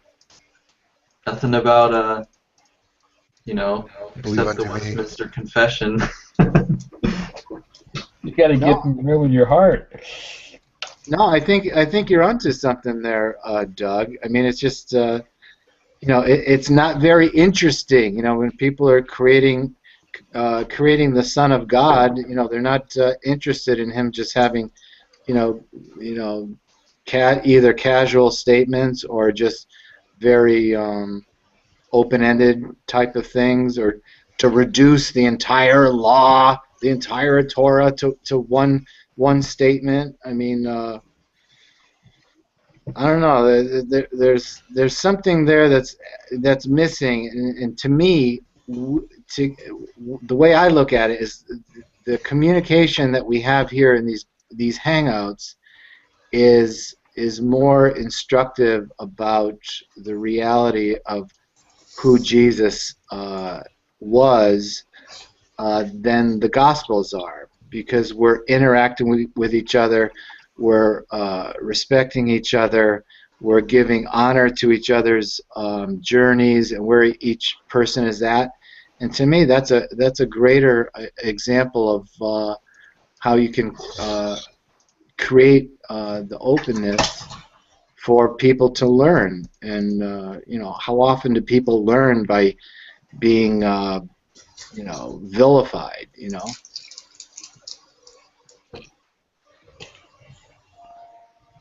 No, I gotta vacuum these, you silly bunny. I love you. Oh my god, so much reading. Are you ready to go upstairs then? Perfect time to mute her. See, Reuven, where were you last night for 2 hours? Yeah, you could just feign technical difficulties. I'm sorry, I can't unmute this guy. Also, a good book you got on your thing, John. Yeah, I wonder what that one was. Ah, we should read that book. Yeah, I probably should.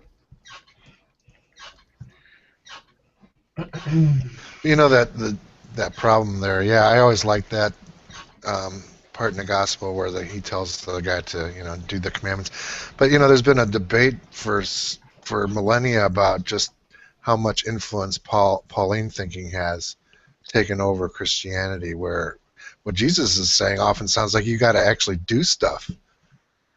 Yeah. Actually do stuff. Hey, another great book. Christianity, do stuff. No, I meant you had a Sean Carroll book come up. Yeah, I got a lot of these. Sean Carroll's awesome. A lot of these are from Dave Mack. I've been That's going a through. different Sean Carroll. These are two different Sean Carrolls, by the way. I have Yeah, I was both. gonna say, is he I have also the a second book, but it's mythologist? not the same author. Yeah. Endless forms, most beautiful. I've been going through Doherty's Jesus puzzle book, largely due to Wayne's recommendation that I give it a second look, seeing as I bailed on it at page 25. And I thank you for that, Wayne, because I'm up to page 53 or something, and I definitely see where he's coming from. It's to me, it's really quite remarkable that Paul would really give like no doesn't use any of the Gospels at all in his presentation. But what I'm thinking about with that is the Gospels really didn't occur until after Paul. So, you know, he really didn't have access to these Gospel stories. But supposedly there's an oral tradition about that he would have had. I mean, that's what Doty's arguing against in a way, but yeah. Yeah, but I mean, it seems to me like just based on Paul's letters, the only thing. The point is that Paul seems to have no knowledge of those. Not that he doesn't, cite them all the time. He never cites anything about what Jesus supposedly taught, and that just seems strange. Well, what's more, he says that, I did not get anything from any human. Everything comes directly from God. I mean, he specifically says that. Right. And that's to me is a very interesting thing. I mean, which is kind of very similar to my own position. I get my ideas of Jesus just based on my own, what I feel like he's expressing to me in my daily life. So I feel like I'm really not very different from Paul in that respect. But given that he had access to James and Peter, it just seems really odd to me that he wouldn't, in many situations where Doherty's point is, this would be a great opportunity for Doherty to, or for Paul to reference, something that Jesus either said or did to support his position, but he almost never does. And so, I totally get where the mythicists are coming from there. Yeah, that's a big problem. Only in a couple places, like Paul talks about the Eucharist, and he mentions a saying of Jesus in regards to divorce, I think, or something like that, and that's about it. Yeah. And then the whole thing with should the gospel be given to the Gentiles? Well, if Jesus, like Dr. Price says, if the parting words of the risen Lord was take the gospel out to the world and preach to the Gentiles, why would this even be a question in the early church? Yeah. Yeah, I don't know what the impact is of reading that in Doherty for the first time, because my own experience was I read that argument in G.A. Wells first. And then after what G.A. Wells wrote about the silences in Paul made me so interested, I went on to read Doherty immediately afterwards. Mm-hmm. Yeah, I know some guys on the internet that hate Doherty because they think he's ripping off all the older scholars without giving them credit, even before Wells, like Drobs and people like that. I thought he did give him credit, though, but maybe it depends on where you're reading Doherty at. Maybe. But, I don't hold with that either, These ideas have gone by the wayside, and it's, they're repopularized. That's great to me,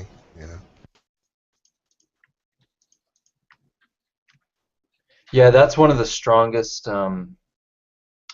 arguments, at least for the highly legendarized character of the Gospels, is that the seeming total ignorance of Paul about the life of Jesus, other than a couple things, that's huge. But it's not just Paul. I mean, Doherty even goes on to look at the other epistles in the Bible, and even the book of Revelation and Hebrews, etc. And if it was just Paul, it wouldn't be such a, so striking. But it continues throughout the rest of the New Testament. And if you take Paul at his word and say that he got this stuff through revelation and directly from God, and he came before the Gospels, then it almost seems to be the logical conclusion that if you read stuff in the Gospels, that it came from Paul or some other works that were earlier. They're extrapolations and expansions on that, rather than being from a same tradition, for instance. Of course, I have to play devil's advocate because I don't think there's any historicists left in this hangout right now. A lot of the other scholars are saying that, well, wait, there's actually a whole bunch of places in Paul where it talks about what Jesus said and did, and you guys are just disregarding them for not good reasons. And I actually think they're being disregarded for good reasons, but that's a lot of what scholars are debating. Sorry about the chart. But in order to do that, they have to ignore what he himself says. They have to assume that he got it. When he went to the Jerusalem Council, that he got schooled. But, he denies that he got anything from other human beings. So, that his gospel... Jesus, he got it from eating mushrooms or something, Or falling off his camel. But you know what's weird about that to me, because I'm a beneficiary of Paul's view, is that even though he negates or doesn't take advantage of the wealth of the stories there of Jesus's life, it really doesn't matter, because to him it's all about just being transformed, and sort of being translated into this new realm of the kingdom, so that it really doesn't matter, these things necessarily, what Jesus was doing, because it's all about God empowering the individual to overcome themselves and to be a better person based on their connection with his power and his presence. So I totally get where his letters focus, but to me historically it really is quite a puzzle that he doesn't refer to any of these either statements of Jesus or actions of Jesus. I mean, he doesn't even talk about his exorcisms or his miracles, really, or any of that. That's really not the issue. The issue is the crucifixion and the resurrection. Where the arguments come in is that it's hard to determine whether he just didn't care or he just didn't know, for instance, because the net effect is the same, and that's where the arguments come in, where people like Doherty can get a foot into this argument, is that it's very difficult to figure out. Just can we just say that he doesn't know? Because if he doesn't mention it, you would be interpreting it by saying he didn't care. One of the points that was most striking to me, and I didn't realize until I read Doherty, but it pushes me to the mythicist camp. Actually, one of the strongest arguments in my mind is the fact that the talking about a second coming or a return of Jesus is a later development. All the early manuscripts, including some outside the New Testament, simply talk about the presence, parousia, or the coming of Jesus, but they don't speak of it as being a return or a second coming. That's a later development. You can see that in the evolution of the text, and I just find that extremely striking.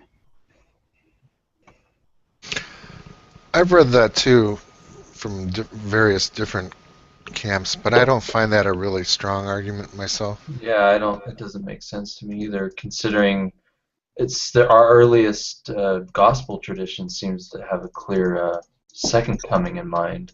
But it never calls it a second coming. Matthew does clearly, no doubt about it. Show me where. Matthew, what is it, 18, chapter 18, and Matthew 24. You talk about the coming of the Son of Man? Yeah, but couldn't those second coming statements just be referring to the end of the world? You know. It is. The point that Doherty is making there, though, is it's never actually, spoken of as Christ returning. I mean, if we take the Gospels being a fictional allegory and stuff, but yet they still believed in a Christ to come in the future, that fits the texts. Well, you'd have to say that you'd have to show that Jesus is not identifying himself with the Son of Man. I mean, No. it's not clear from every passage that he is, but I think there are a couple passages where it's hard to say he isn't. Yeah, but it doesn't say the Son of Man is returning or anything. It doesn't say the Son of Man is coming the second time. Jesus is talking. He's speaking in words that would describe the Son of Man coming for the first time. Yeah, as if the parousia is the first and only time. That's what we're looking forward to, is the end appearance. Yeah, and I could see what they're saying about that. It's just that I don't think it so definitely excludes previous coming in their theology. I'm not. What do you? Can you explain that, John? Which part? The parousia part? Yeah, what you're saying there. I'm not what following. Wayne was saying. What Wayne is saying, as a lot of scholars point this out, is that whenever they look at the speaking of the return of Christ, it's never, or a coming of Christ, I should say, it's never a return, a second coming. It always seems to be we're looking forward to Christ's coming at the end of days. That's the only real mention of when he comes. And some of the language talks about it as long awaited and stuff. I mean, it doesn't sound like he's only gone for a short time. It sounds like there's a long gap before the coming, which is soon. So he's going to come soon, but we've long time been waiting for him to come. I had a weird thought the other day that I'm sure there's nothing to it, but it just popped in my head that maybe the whole idea of Jesus was just like a John the Baptist redivivus story. Because it was John the Baptist gets killed by Herod, and this is the returned John the Baptist, the one greater than me. I'm not even fit to tie his sandals or whatever. And this is John finishing the work he started. Hasn't Robert M. Price talked about that on the show? Did he? I don't know. Yeah, that's been a theory that well, not even specifically from a story perspective, but just theologically, that there was groups, I think, that believed that John the Baptist was the Messiah, and even though he was beheaded, he's the one that's going to return in a future time. So it's not unusual that there would be people that thought that Jesus what I meant, in fact, complete his mission. What I meant was not so much that the man Jesus was John the Baptist returned, but that there was no Jesus the man, and that the story of Jesus is a story made up by the followers of John the Baptist, kind of as a what would you call it, devotion or something like that to John the Baptist. I think Wayne's right that I thought Dr. Price discussed somebody having that kind of idea. I don't know if it was. I didn't know if it was actually groups in the first century that thought that, but maybe it was a scholarly point of view or something. Interesting. I'll have to figure out who's written on it. You have to go and listen to all those podcasts again, Doug. I am. Slowly but surely. I find them to be great to listen to while I'm lifting weights at the gym. Do they get you pumped up? Oh yeah, nothing gets me pumped up like Robert Price. Maybe Strauss would work as well. Yeah. Yeah. That's a book not for girly men. Yeah. It's something I might need when I'm chasing some seventh grade asshole down the halls. Do you work out at a high school gym or something? No, I work out at Planet Fitness, but I'm getting ready for my little middle school criminals. Where do you live, Frank? I live in Branford, Connecticut. Oh, okay. I wasn't sure how big Planet Fitness was. Yeah, 5 minutes away from Yale, where I love the free music and lectures and art galleries. I'm so addicted to that shit. No, I don't want a job that's going to take me away from access to Yale. Yeah, that's a good resource to have right there. Oh, it's amazing. I think of you guys all the time when I go down to the art gallery, and there's like all this like these artifacts of Mithra and ancient Rome and all this stuff. I'm just like, oh my God, you guys would appreciate it much more than I do. I'm just standing there looking at it like, oh, these rocks are engraved. Wow, this is neat. I'm sure you guys would get a lot more out of it than I am.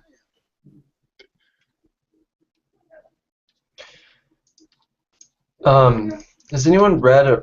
I know there's the one book that Dr. Price always mentions, but is it other than that one? I think it's Maurice Casey on the Son of Man. Has anyone read any other good stuff about really just diving into the deep end on analyzing those sayings?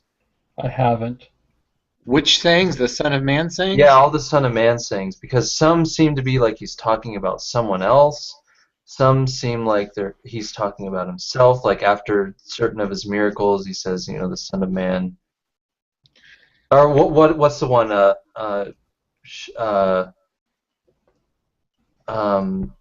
I believe he is talking about himself. Aren't the Son of Man's sayings more predominant in one gospel than another? I think, aren't they mostly absent in John? But you get Son of Man I think and the Mark. synoptics all have it pretty extensively. Oh, really?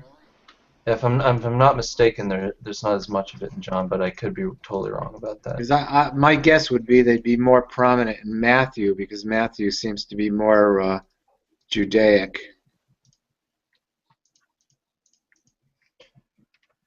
But Google it. so Wayne, you think he's talking about himself, but you don't think Matthew 24 is talking about a return? Because if Jesus is already here preaching now, and he is the Son of Man, and you'll see the Son of Man coming on the clouds of heaven, blah, blah, blah, blah, blah, isn't that a return? I think the original readers would have understood it as a fictional character talking about what the real Messiah is going to do. So are you saying that Jesus was talking about himself, but that his audience wouldn't have known that? I'm not catching what you mean. I'm trying to think how to explain it. So here's what I think the audience knew that the gospel they were written, or the original audience, it got spread to other audiences that did not understand it later on. But I think the original author and the original audience understood that Jesus was fictional, and and talking about the heavenly Christ that they believe of, and finally coming at the end of days, is something the fictional Christ was talking about there. But it's not like the fictional Christ that's leaving Earth and then coming back as the real Christ. I mean, his first time actually coming physically would be when he comes at the end of days as the Son of Man. Okay, I see what you're saying. Okay, I was just thinking like in the context of the story. Let's just take for granted that the audience in Jerusalem with Jesus that is hearing Jesus saying these things in Matthew. No, I meant the audience. I meant the audience of the gospel. Of the gospel, okay. Not the audience in the story. No. Yeah. Okay. Matthew uses Son of Man like 30 times. John actually uses it 12 times, which is pretty significant. Wow, I'm surprised that it's that many. He also just says Son a lot of times too, like in Son of, with the implication Son of God, but I don't think he actually says Son of God. Maybe just once or. The other interesting thing is, why aren't the synoptics more like John if Jesus is mythical? You know what I mean? I think we've talked about this before, but in John you said like John Felix, not John son of Zebedee, you said that some scholars have argued that John's gospel is earlier or something like that. Maybe perhaps even the first gospel. Yeah, some people have argued that it's because I think they usually kind of get it off from the high Christology of, say, Paul, that it's not improbable that a higher Christology came first. So I think the original Gospels were more focused on the message, and as the Gospels themselves got more popular, the character of Jesus became more popular, and then you have things like the Gospel of John that have more emphasis on the actual character himself. yeah, like Dr. Price says that they're like evangelizing manuals. What's that term? When people go out and try to convert people. Well, anyway, they're manuals, so people have questions too about this religion. What did he do? What did he say? Where was he born? That kind of stuff. So it's definitely from a later period. One other thing that I heard that piqued my interest a little bit was, again, in Dr. Price's debate with Greg Boyd that I watched the other night, was the traditional attribution of the authorship of the Gospels. And Greg Boyd was basically saying, like, okay, let's just say, for the sake of argument, that they're not by the people who tradition says they're by. They're not by Matthew, Mark, Luke, and John.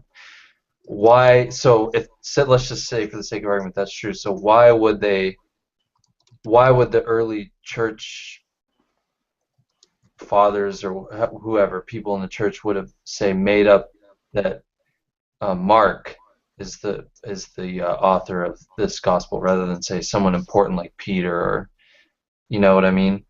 Like, what do you guys think about that? That they pick kind of, and at least in two instances, they pick kind of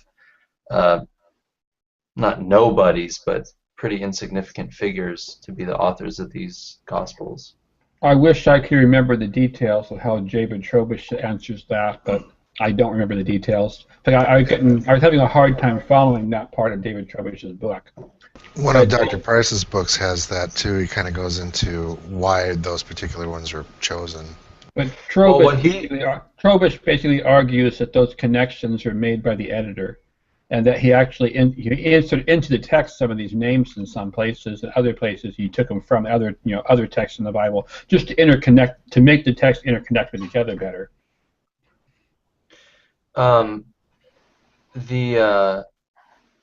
Dr. Price's response was something along the lines of that these attributions were meant to be insults, kind of, against these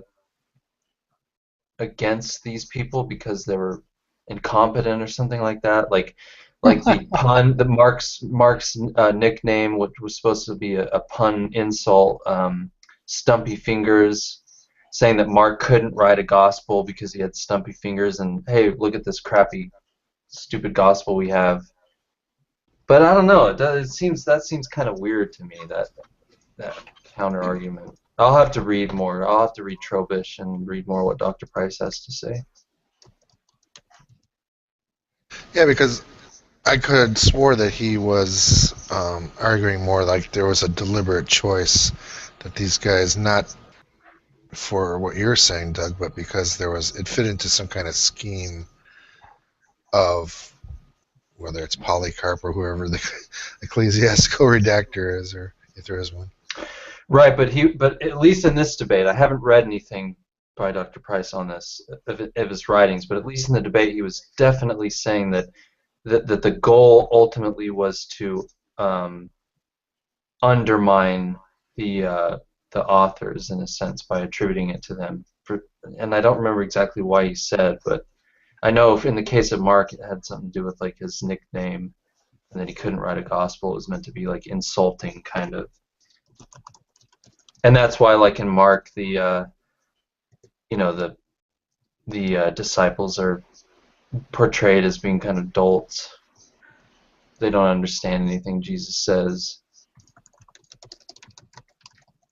So basically, yeah, some people say they have apostolic credentials, but who cares, because these guys didn't really even understand what Jesus' true message was.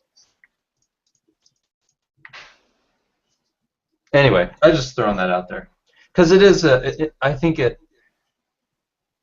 a good a decent point that Boyd brought up that has to be answered, and I'm just ignorant of the answers apparently that are out there. Another theory on why one of the Gospels is named after Mark, but it's just highly speculative. But it could be that there was the teaching back then that Marcion had taken Luke and just cut out things he didn't like from Luke and just made a simplified version of it. And Mark was seen at that time to be one of the simplest and one of the more plain Gospels. It actually wasn't liked that much because of that. So it's possible that it was mistaken for Marcion's Gospel, and it's actually called Mark just as a variant of the word Marcion. What's interesting about that is, why is Luke's Gospel then attributed to Marcion, rather than Mark's? Well, it seems like Marcion actually used an earlier version of what became eventually became Luke's Gospel. And it was also similar to our Mark? It would be more similar because we think Luke itself is an expansion of Mark. Right, and Matthew. Well, if you take Goodacre. Yeah. That was the other thing I wanted to bring up too. I don't know how many of you guys are Q people, Q historicists, but I love Q. Q is my favorite gospel. I'm actually really, I have to admit, I've read the first argument John sent me by Burkett talking about, it's kind of an answer to some of Goodacre's arguments, but I haven't read the longer one yet, which I'll get to, John, I promise. But one of the biggest things... You're not allowed to discuss that today. Huh? You're not allowed to discuss Q today. Oh, until I read Burkett? Okay, just answer me this. Does Burkett address the minor agreements between Luke and Matthew in triple tradition material against Mark? He does, but in his second book. I should probably send you that. Oh, okay. Well, that's what I really... That, to me, is the big, huge strength of Goodacre, which I want to hear an answer to. That's the main, huge thing that I think is really compelling about Goodacre's theory. Is that in triple tradition material, you have agreements between Matthew and Luke against Mark, which I think is just really powerful. But yeah, I think it's in that section I exported into the PDF. So. And I think I got everything on Goodacre that he dealt with, because he deals with a lot of different scholars on Q in that book. I have to say that even though I lean towards the Farrier hypothesis, which Goodacre defends, one of my issues with it is it seems to not make enough reference to the Marcionite Gospel, which I think played an important role. And I think by missing the Marcionite Gospel's place, some of the arguments are weaker than they should be. Well, couldn't it be that, let's say we take Marcion's or Lucas for granted, couldn't it be that, like, let's say we go along with Trobisch even and say that Polycarp padded it out and expanded it, but couldn't we say that Marcion's Gospel, whether or not he wrote it or he just adopted it for his use in his church, I mean, it still could be that whoever wrote that, or Lucas, used Matthew and Mark, right? Couldn't that still be true? Yes, I go by that, yes. Okay. And I think our canonical Luke is an expansion of that, almost certainly. Yeah, okay, yeah. Because I don't think there's any of the content, that's a good thing to check. Were there any of the content that is believed to be, added, that Luke adds that wasn't in Matthew? No, any of the content Luke adds that wasn't in the Marcion Gospel, how much of it was actually in Matthew or not? That'd be an interesting thing to check. Well, can we actually even identify that stuff definitively? I don't That's think hard. it's possible. Yeah. If you want to read about the difficulties of Reconstruction, Marcionite Gospel, read Jason Medu's book.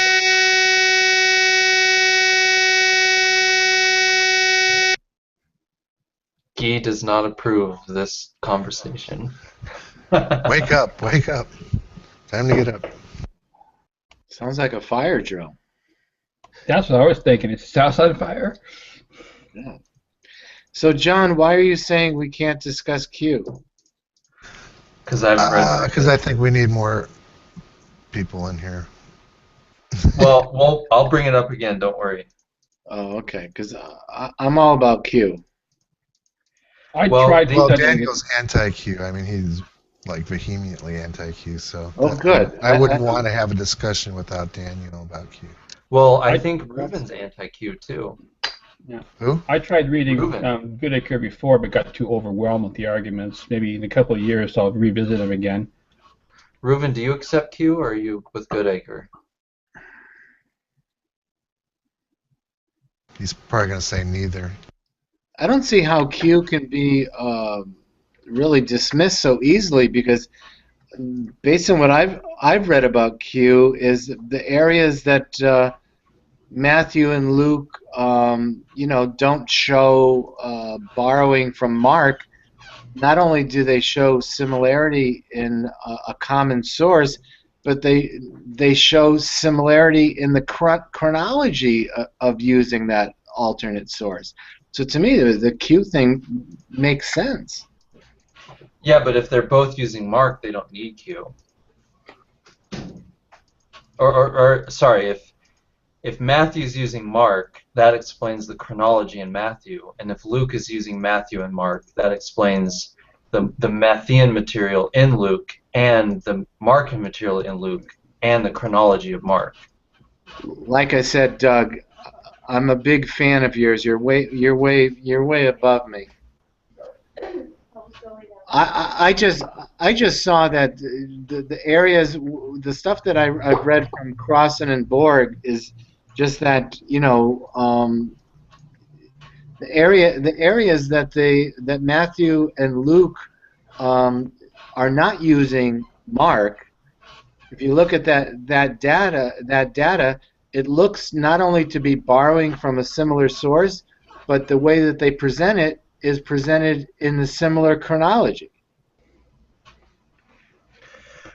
Right, but again, we can't tell if that's coming from an independent source or if Luke is just using Matthew. Luke just kept Matthew's chronology? Right, Luke just preserved Matthew. Luke could have just used Matthew. That's what it could be. Luke could have just used Matthew. Right, like Luke was sitting down to write his gospel and he had a copy of Mark and Matthew in front of him. That way he'd have everything, right? He'd have quote-unquote Q material because he'd have Matthew, right? And he'd have Markan material because he had Mark, he was using Mark.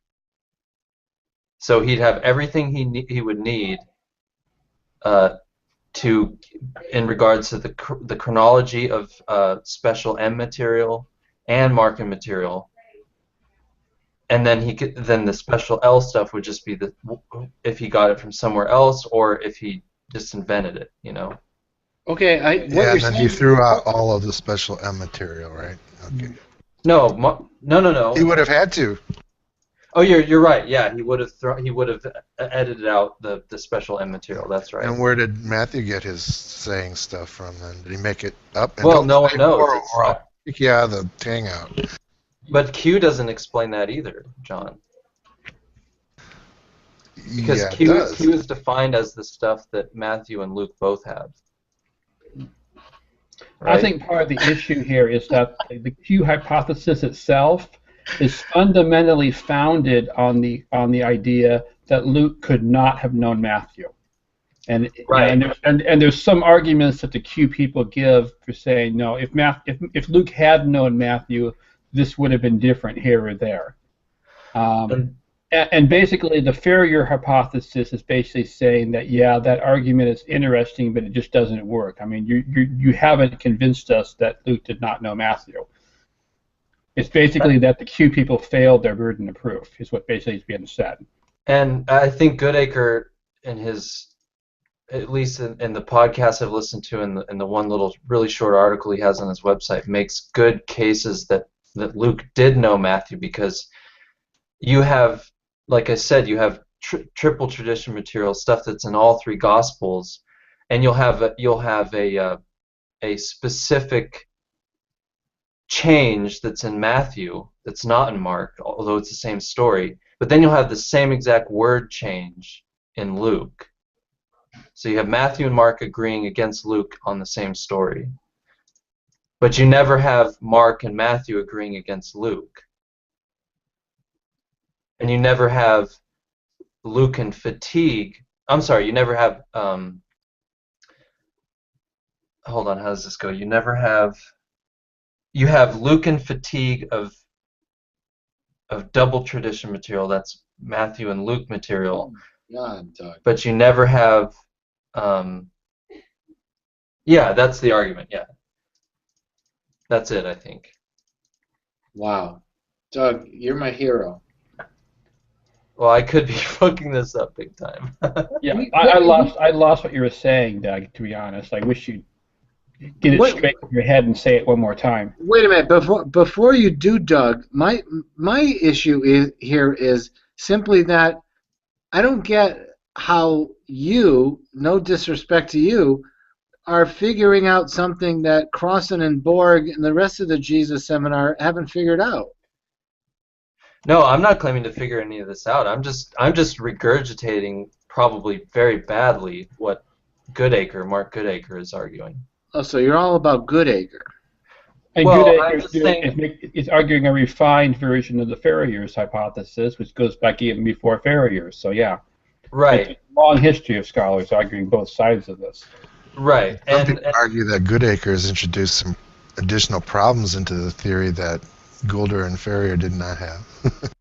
Right. Yeah, the whole idea of editorial fatigue, I think, is unique to Goodacre. That's the big thing, right? Like you have clear editorial fatigue in Matthew of Mark, like the feeding of the multitude, where well, in Luke, this one's in Luke, where Luke resets the story rather than being in a desolate place. Can I interrupt you and ask you, what do you mean by fatigue? Well, I'm going to explain it. Like before you get into that. Okay, so if you... I think I agree with John now. We probably shouldn't be talking about Q. We can change the subject. I don't mind. No, this is my favorite subject. Fuck you guys. Go with it.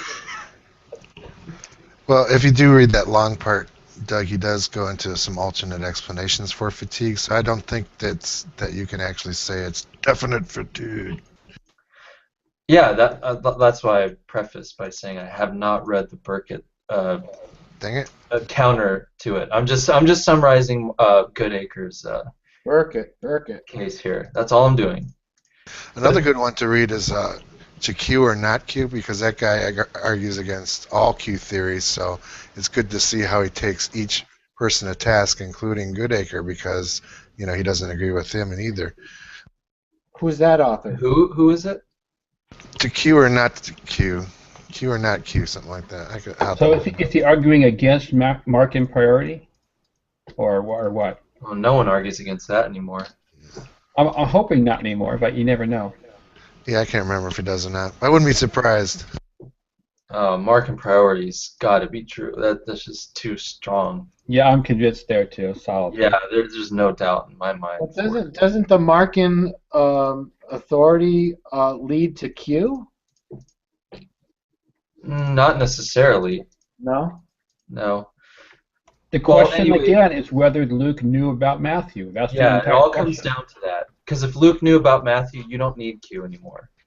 But in order to have Q, you have to say that Luke did not know of Matthew. Okay. Because you could still posit Q, but there'd be no need for it at that point. Because all the material that needs to be explained would be explained if Luke knew Matthew. All right, and this is Goodacre. This is according to Goodacre. Well, a lot of scholars have said this, yeah. According to Ferrier, actually, there or Ferrar. Yeah, he's the original guy. Farrar, is it Ferrier or Farrar or something like that? Probably Ferrar. How do you spell that? Um, How do you spell his name? So yeah, I I can think it's F get it A. on Amazon. Farrier, Farrier, I think.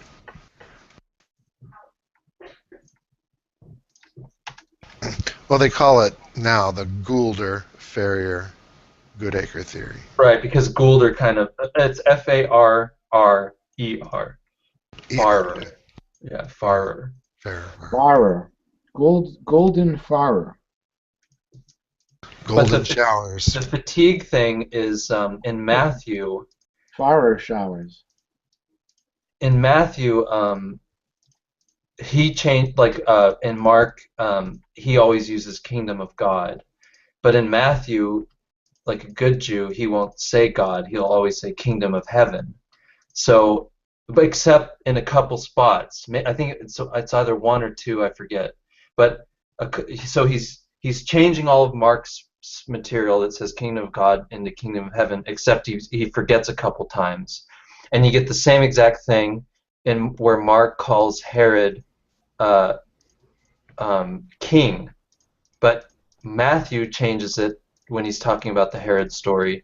He changes it to Herod the Tetrarch, except one time. So it looks like he's using Mark and making edits to Mark, except he gets lazy or tired or something happens and he slips back into using the Markan terminology. And these aren't the only two examples. It happens in a bunch of spots. There's a counter to that, though, that just plain textual criticism, that later copyists may have just accidentally, gotten some of these phrases from one gospel, and when copying another gospel, just wrote the wrong phrase. Yeah, and that's the one thing that doesn't totally convince me to Goodacre is I'm sure these gospels have gone over multiple edits via copying stages. And if there's been back and forth editing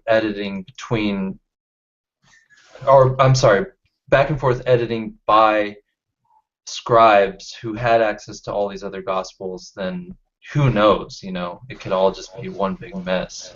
The only trouble is, except for there's just a couple manuscripts that have some odd readings, but otherwise, textually speaking, that would be almost impossible to prove. That they've undergone this sort of editing, you mean?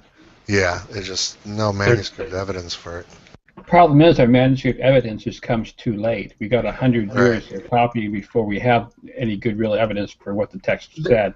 There are a couple places though, like some later manuscripts of Luke at the beginning of the Lord's Prayer. It actually uses the Matthean beginning of the Lord's Prayer, rather than the Lucan beginning. Our Father who art in heaven, hallowed be thy name.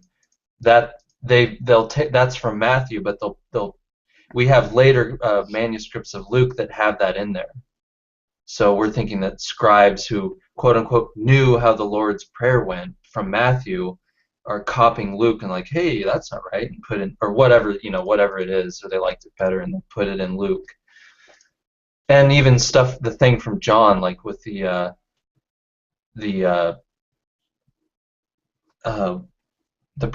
adulterous woman, like that appears in different spots in Luke.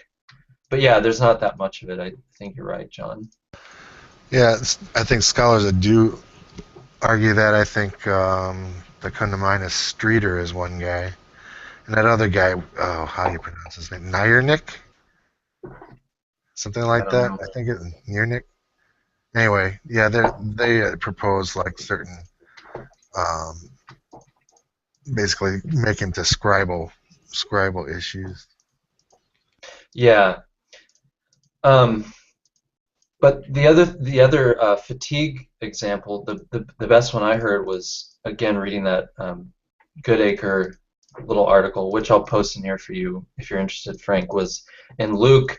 Well, in Matthew, there's one of the, there's two feeding of the multitudes, but one is the setting is the Greek says in a desolate place or a desert place, so they're like kind of out in the middle of nowhere.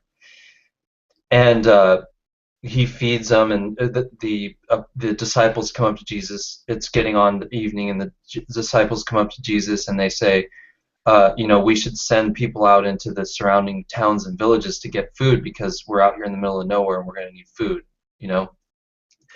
So Luke uses that story, except he changes the setting from out in the middle of nowhere to right in Bethsaida, which is a city.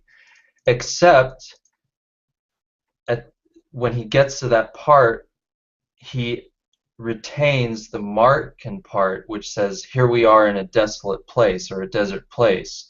Send out people into the surrounding towns and villages to get food and supplies." Except it doesn't make sense in the Lucan version because they don't need to go out into the surrounding towns and villages because they're in Bethsaida, a city where they can get all that stuff.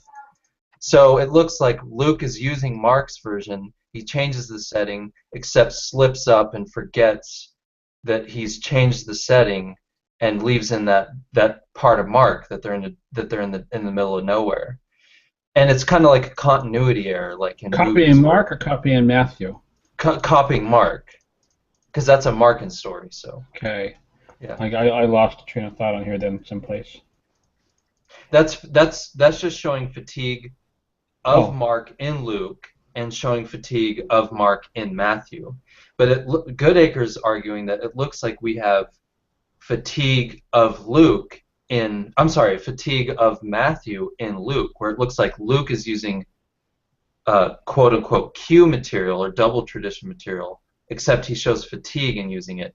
And then on top of that, there's what I said earlier, where there's stories that are in all three of the synoptics, but there's an agreement in some phrase or sequence of words, or one word even, that Luke and Matthew agree against Mark.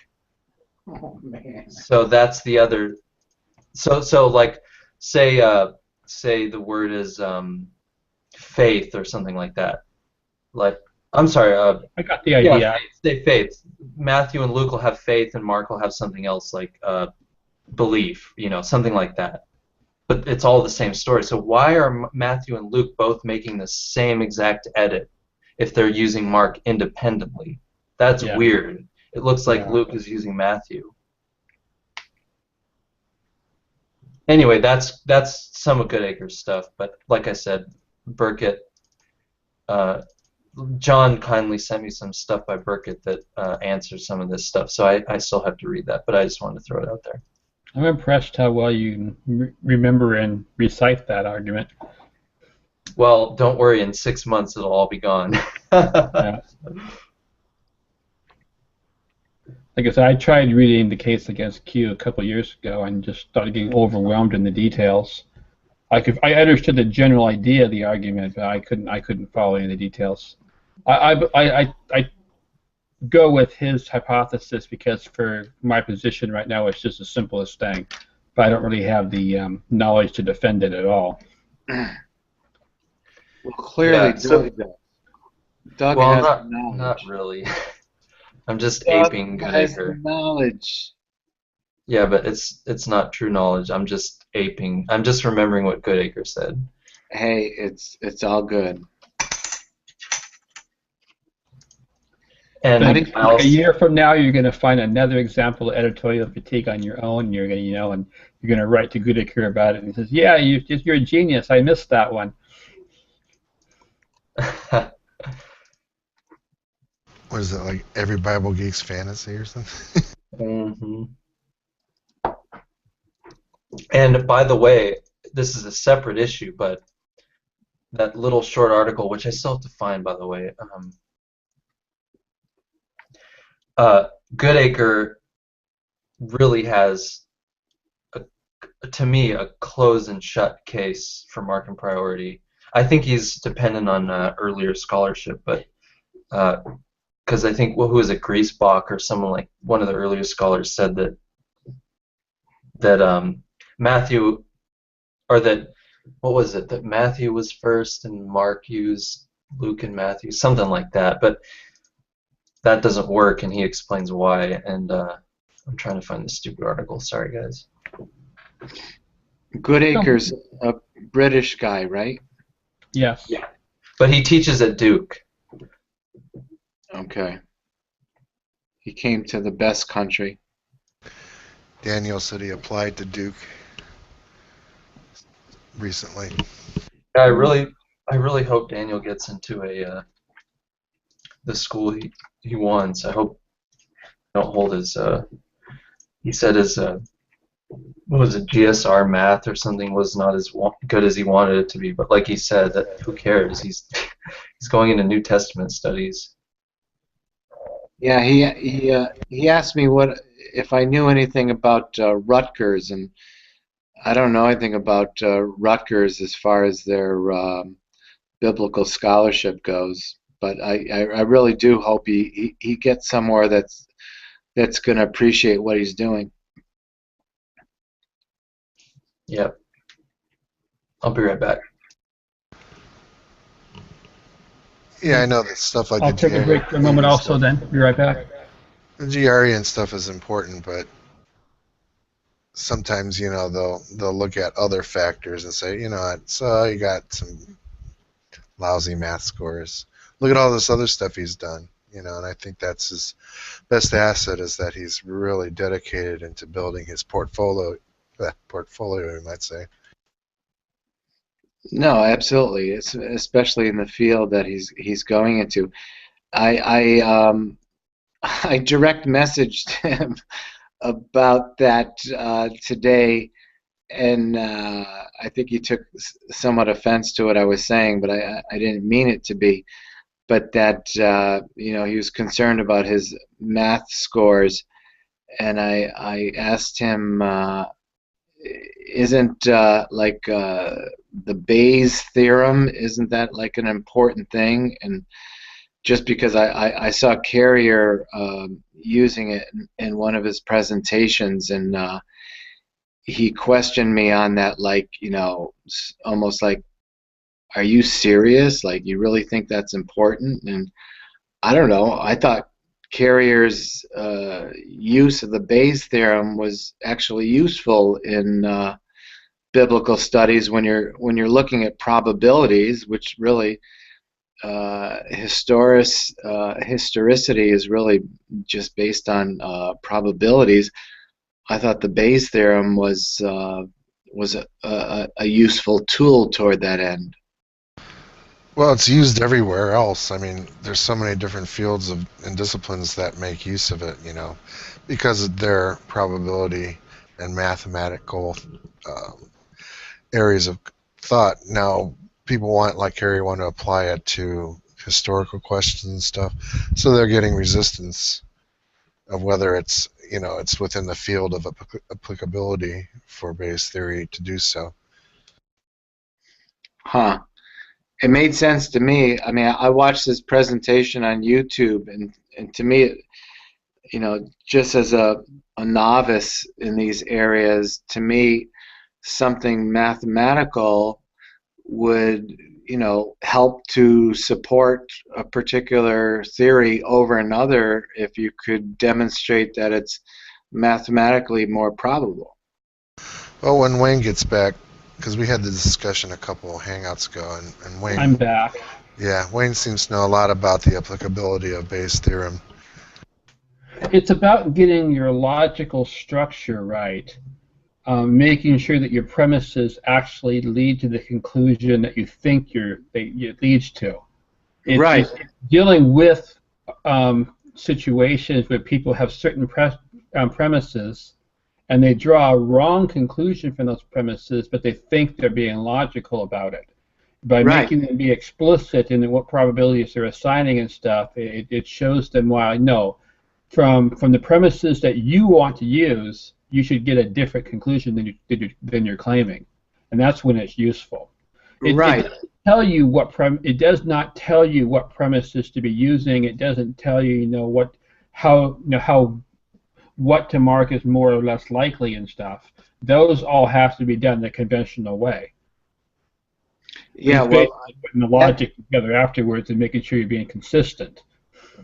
Yeah, well, that's the thing I was saying to John, is that I private messaged Daniel about this, and because he was despairing over his mathematical scores on the GRE, and I mentioned to him that I thought something like the Bayes theorem was something that was useful in these fields, and that might be why they're considering math scores in this kind of humanities endeavor. And to me, it makes sense if you can reduce a particular theorem to its likely probability. I would think that would be advantageous, for you to present in opposition, in contrast to your peers who are promoting different ideas. I would think the Bayes theorem would be a way to go that would kind of support your integrity. Yeah, except for those probabilities are always, when using Bayes theorem, going to be rough estimates. We're never going to get anything, pinpoint precise what the probability is. They're very rough estimates. And there's various reasons why there's math tests, because when I'm going to be an English teacher and I had to take a licensing test for teaching English that had a math section. So, but, it's just part of it. It's always been part. I wanted to address that next. One thing I think these universities are realizing more and more is that a lot of scholarship needs to be interdisciplinary. We can't just stay in our own field. We have to understand what's going on in other related fields, sociology and psychology and other parts of history and things. And some of those other fields that you have to relate to do use mathematics. Sociology is using it more and more, statistics and stuff. And they want you to be able to follow what's of interdisciplinary importance in those other fields. No, and I think that's entirely valid. Even in my own field, with dealing with kids from K through 12 and beyond, I'm always looking to instructors who show the ability to create lessons that are either interdisciplinary, or quite often the term is used, transdisciplinary. A lot of the assignments I had for education classes required research into different, theories of education and things like that, applicability of core requirements and dealing with special education students, all this stuff. And a lot of that research was done experimentally, and there was a lot of statistical analysis involved in understanding the results. So if you didn't have a basic understanding of statistics, then, as far as research goes, it was useless. Yeah, but understanding statistics is different than understanding algebra, isn't it? Algebra is a general mathematical tool that basic algebra is probably useful for understanding statistics. There's a lot of paradoxes in statistics that come up very often, actually. And understanding how the paradoxes work is good if you know some algebra. Well, the one that's commonly given is like there's a cure for they're testing a potential cure for a disease, and they give the cure to, let's say, 100 people, and let's say that 70 of those people get better, and 30 of them don't. And then they have a control group that's a smaller control group, but let's say in the control group there is 6 people who get better. Or no, in the control group there's 8 people that get better, and let's say there's like 2 that don't. So it's 10 people in the control group? Yeah, let's say, yeah. That's too small of a control group, but it makes these numbers work right now. It works with other numbers. But is the treatment looking good or not? No. When they give the treatment, 70 people work, but that's commonly misunderstood. But that's showing that the placebo works better than the treatment. Slightly better, yeah. Here it could be but there's only the sample size on the control group is too small, so it could be a fluke. But still, the actual treatment is not working better than the control group. Right, because But it even gives- though but the it- control group is small, it's still statistically significant, the 8 out of Yeah. 10. But there's worse examples though. There's one with a test that sees if you have a certain disease, and let's say in the general population, 1 person out of 5,000 actually has this disease. And let's say there's a test that if you have the disease, it'll always say that you have it. If you don't have the disease, 1% of the time, it'll say you have it when you don't. It'll give a false positive 1% of the time. Let's say that you're diagnosed, you're given the test, and it gives you a positive. What are the odds that you have the disease?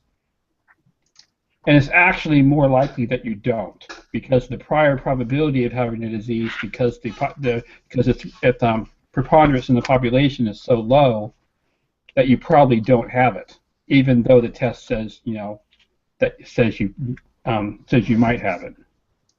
My favorite, it's not a paradox, but my favorite statistical puzzle or confounding puzzle, I guess you could say, is the Monty Hall problem. Have you heard of that one? I have, yeah. That's a great one. Yeah. People, even after being explained to them, they can't understand it. Mm-hmm.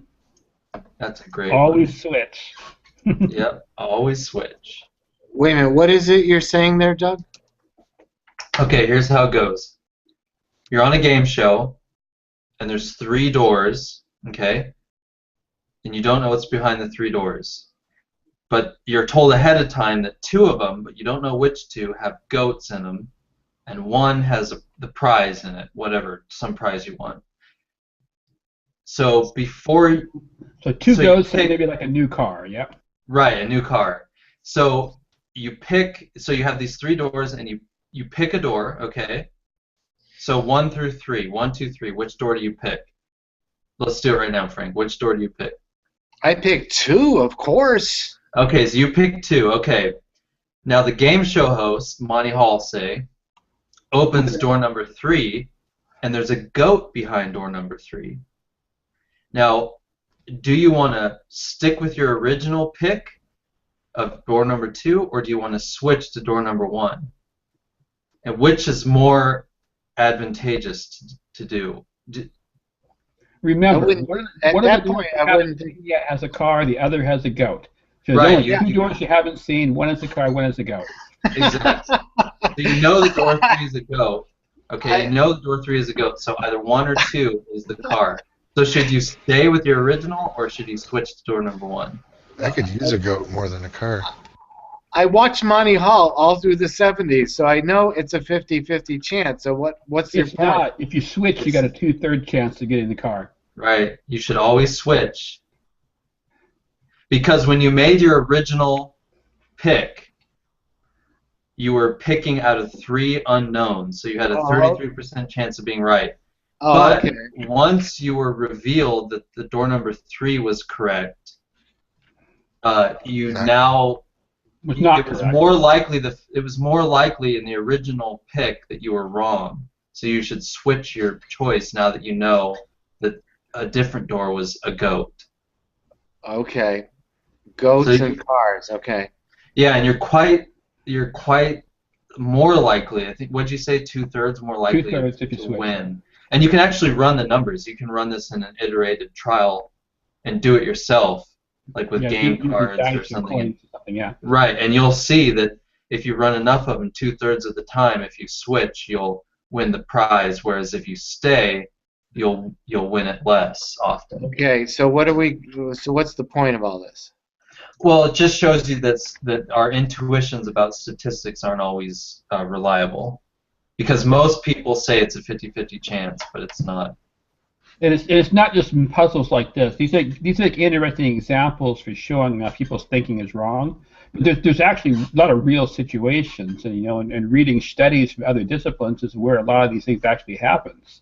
Right. I mean, it's very easy to see results in like medical journals and stuff where they have tables, of how well certain treatments work or don't work and stuff. And if you're not very careful reading the statistics, you'll miss relevant information that affects, whether it's a good or bad treatment or not.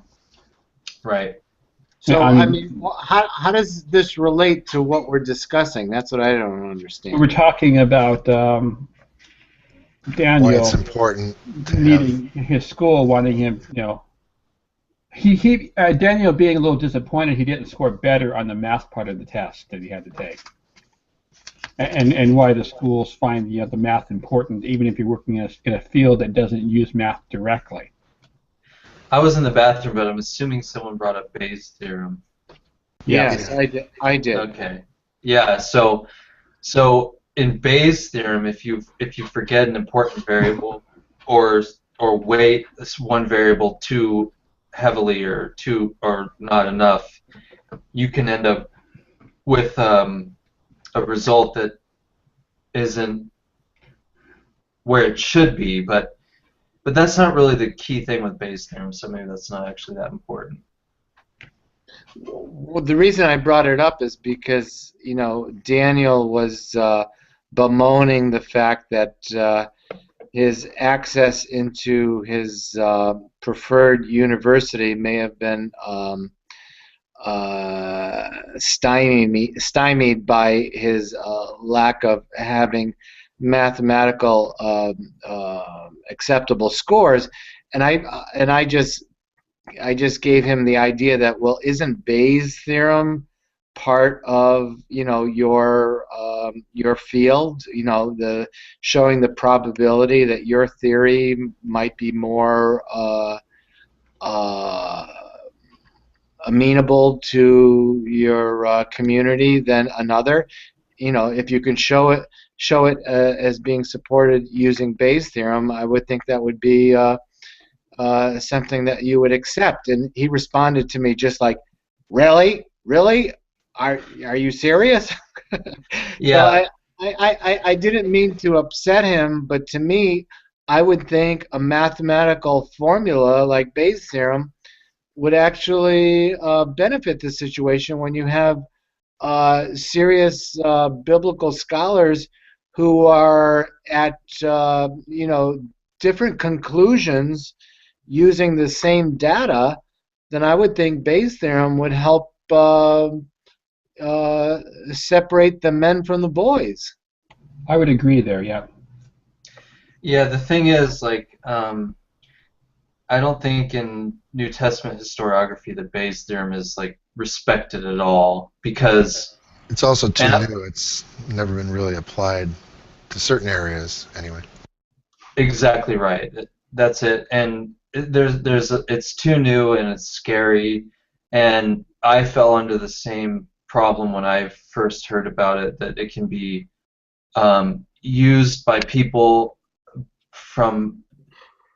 who are starting at opposite conclusions, say for the historicity of Jesus or something like that, and they can both come to an opposite conclusion. That's fine. I didn't realize that at the beginning. That's fine. And Wayne, you actually helped me big time in understanding this. That's all fine. The whole point of the Bayes' theorem is not so much about how you weight each variable. It's more about showing how rigorous your inputs are, and how, if they mathematically actually count toward your outcome, toward your final result. That's what is valuable about Bayes' theorem, not how you weight each variable. That is subjective. But putting it in this mathematical framework, it really highlights whether or not your approach is truly rigorous or not, and whether or not your inputs lead to your conclusion or not. And you can expand on that, Wayne. I would think that would be highly valuable in this in this milieu of scholars one against each other. I would think the Bayes' theorem would be one way to say, hey, you might disagree with me, and that's fine. I hear the criteria with which you use to disagree with me, but based on the probability theorem that I'm using here, my conclusions are respectable. I would just think that should be sort of a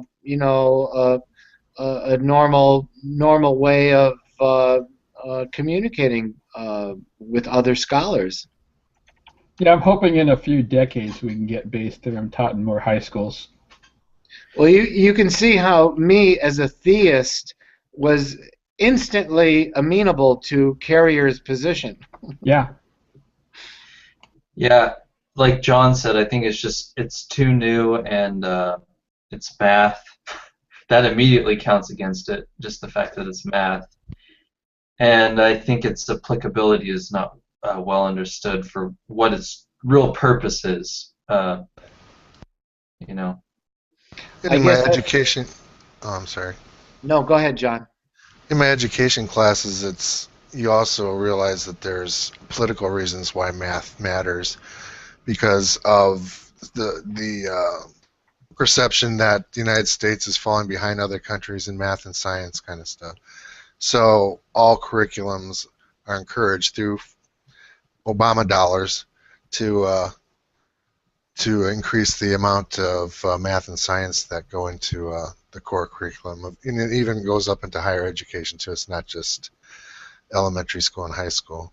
But yeah, there's because of this general policy of wanting to make up for this difference. There's more of it's kind of like growing up in the '60s during the space program. That's kind of how I feel it is again nowadays. But talking about math in general and stuff regarding biblical studies, I mean, there's other places where having a knowledge of numbers in your head helps notice things in the text that other people miss. Like in Genesis, like the ages that the patriarchs lived and stuff, it's been noticed that they're all either multiples of 5 or 7 more than the multiple of 5. And given the number of dates and the number of ages that are there, that can't be coincidental. I mean, there's just too many of them for that to be coincidental. So something's going on there. And if you don't have a good math head, you won't notice things like that in the first place. Right. Yeah. Yeah, but it doesn't help you solve why it's the way it is. Just it's there. Noticing the question is half of getting to the answer, though. I mean.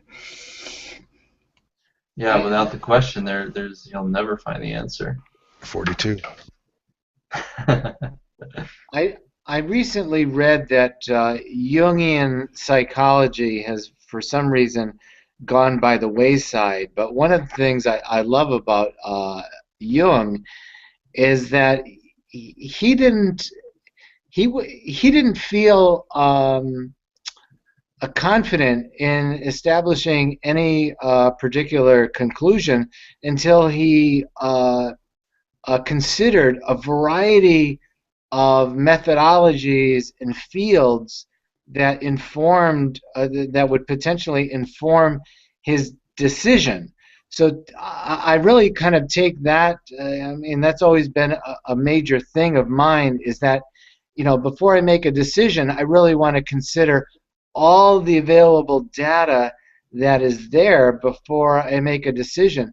And for me, something like historicity of ancient documents and development of philosophies and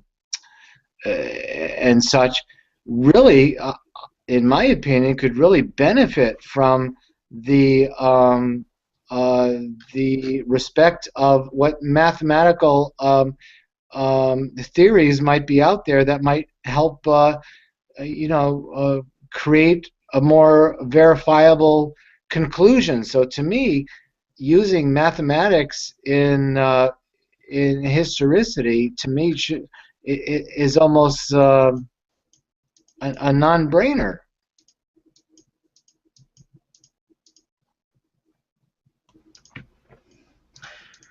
Well, we'll just have to see whether or not this new approach gets adopted or not.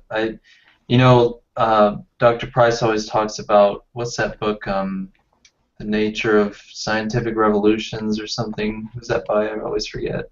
The Structure of Scientific Revolutions by Thomas Kuhn, I think. Kuhn, yeah. Saying that these new radical ideas don't usually come into general acceptance until the old guard basically dies away, or the evidence for the new paradigm becomes so overwhelming that it's undeniable. Yeah.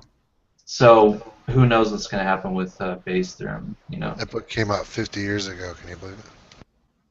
Right? Yeah. It's an old book, but that's Bayes- another one I should read. Bayes' theorem is 50 years old? No, that Kuhn's book. It's been out like for 50 years. Oh, Kuhn's book. Yeah. Anybody have a good theory why in Luke 5:1-11 that Jesus catches exactly 153 fish? 153? Where do you get that? It's in John's Gospel.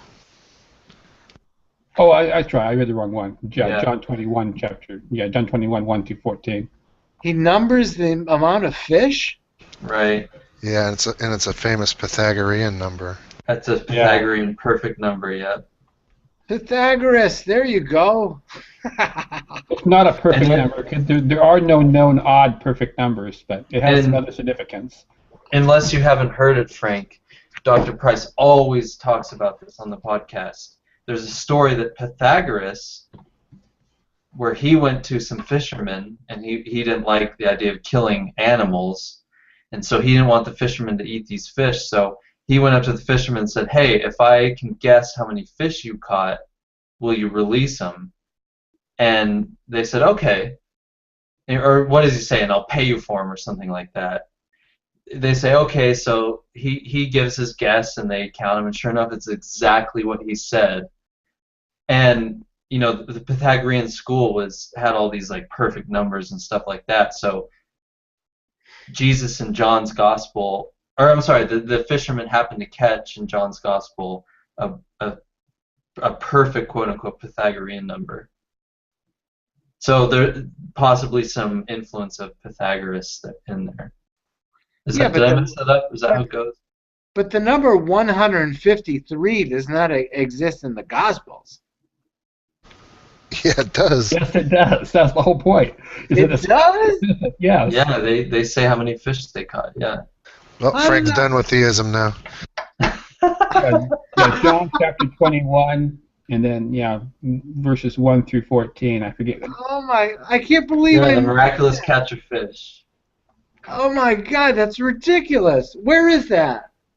John 21. Oh my God, that's hilarious. And a half. The miraculous catch of 153 fish.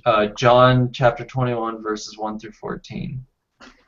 Are you on Wikipedia, Doug? Yep. That's where I got my reference from, too, so I hope it's right. Yeah.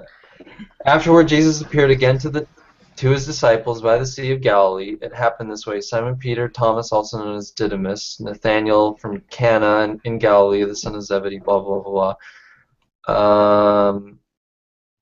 So Simon Peter climbed back into the boat and dragged the net ashore. It was full of large fish, 153, but even with so many, the net was not torn. Jesus said to them, come and have breakfast, blah, blah, blah. So yeah, it's right in there. Oh my God, I can't believe I missed that. The joys of Bible geekery. I only brought that up because we were talking about math regarding biblical studies. So that's one question where, is there mathematical significance in that number there or not? Oh my. So Yeah. wait a minute. So You have to tell Daniel about that, he'll feel better. Wait There's a minute. math in the Bible. So what's the significance with the number 153? There's different theories. I don't want to get into them. I don't have a favorite theory. Well, the one is that it is actually a quote unquote one of the perfect Pythagorean numbers. And since there's a similar story of Pythagoras guessing a number of a catch of fish, it possibly is kind of hinting at that. Wow, Ruben, that's hilarious. Hey, Dad, Ruben, perfect number has a certain definition in ancient mathematics. That's hilarious. Right, it's not the. It's not like six is is divisible by 1, divisible by 2, and divisible by 3, and 1 plus 2 plus 3 equals 6. Right. And I think 28 is another example. 28 is divisible by 1, divisible by 2, divisible by 4, divisible by 7, divisible by 14, and those numbers add up to 28. So 28 is another perfect number. There are no known odd perfect numbers. and there's arguments that they probably did. Odd for number probably does not exist, but that's still an outstanding question in modern mathematics. So, but was that definition of perfect the same as the Pythagoreans? Yes, because the concept of perfect comes from that time period. Oh my gosh. So then the 153 is not. It's some other kind of number. Yeah, they wouldn't have called it a perfect number. But was it significant in Pythagoreanism? Yes, I don't remember why though. I can't explain Okay, how. so it's not a perfect number. Okay.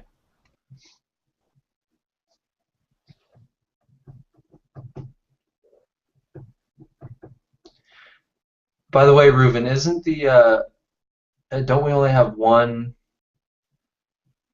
possible manuscript without the Johannine appendix? And someone, I forget, the scholar said that it was probably just a scribal exercise or something like that. But yeah, I think I still lean toward that it's an addition because of how the other chapter ends, that Jesus did many other miracles, blah blah blah. Wow. Yeah, it seems like an ending. So. Oh, by the way, that story about Pythagoras, in that story, how many fish were caught is not actually said. Oh, it's not? Okay. That's that Iamblichus dude. Life of Pythagoras. How many places outside of Revelation does 666 occur in the Bible? I could probably check a concordance, but I know I don't think it does anywhere. It does. Yeah, in the Old Testament, in the Deuteronomic history, it occurs at least once. 666? Well, yes. Yes. 666 occurs at least once in the Old Testament, and I forget where though, but as the price of something.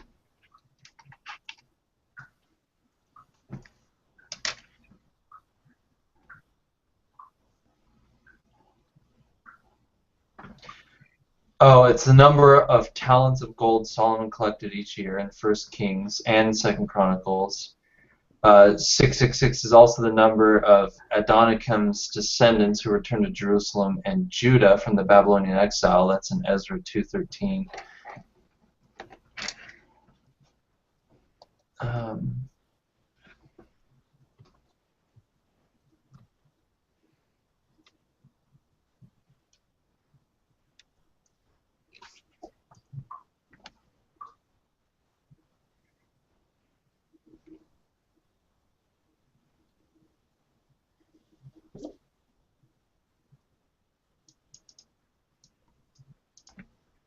There you go. Those are the two for sure.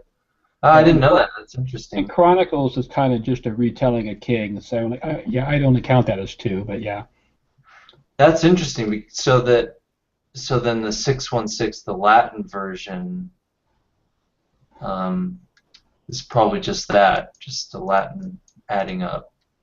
Well, I don't see anything in the passage in Revelation that specifically just seems to be referencing the Old Testament there. I think it's just a coincidence that the number occurs, the different number of places. Yeah. Of course, Revelation does reference the Old Testament in many places, but I don't think in this instance that it does. I think it's just trying to spell Nero, basically, yeah. An unnamed online encyclopedia mentions something about there being a relationship between that number and the name of Nebuchadnezzar.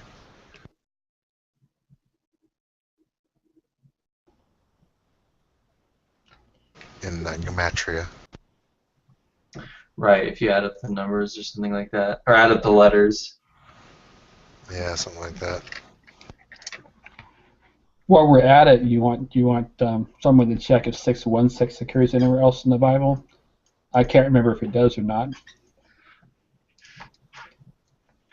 I think the only place it occurs is in the very earliest manuscript of Revelation we have, which is a Coptic manuscript. Yeah. Oops. But there's so many numbers in the Bible that it's hard to keep track.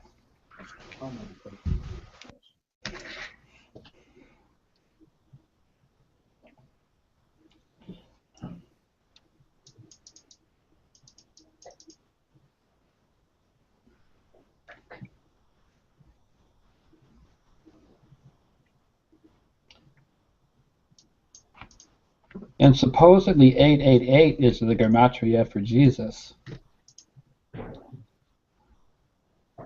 He's one louder.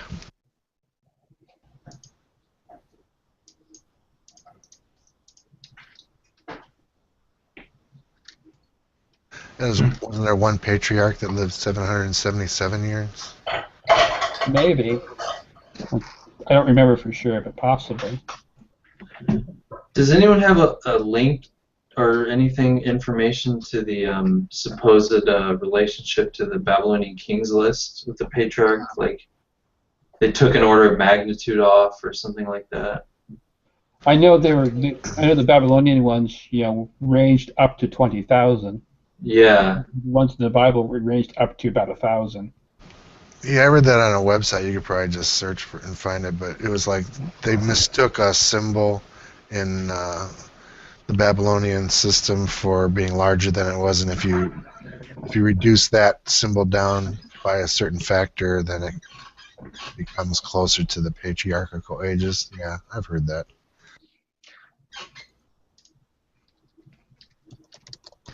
It's all a mistake-o.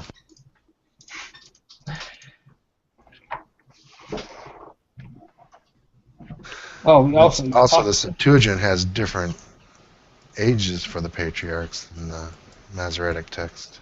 I think the final argument for why a biblical scholar needs to know some math is that there's a book in the Bible by the name of Numbers. That's argument enough. You had to get that one in, didn't you? I'll be right back.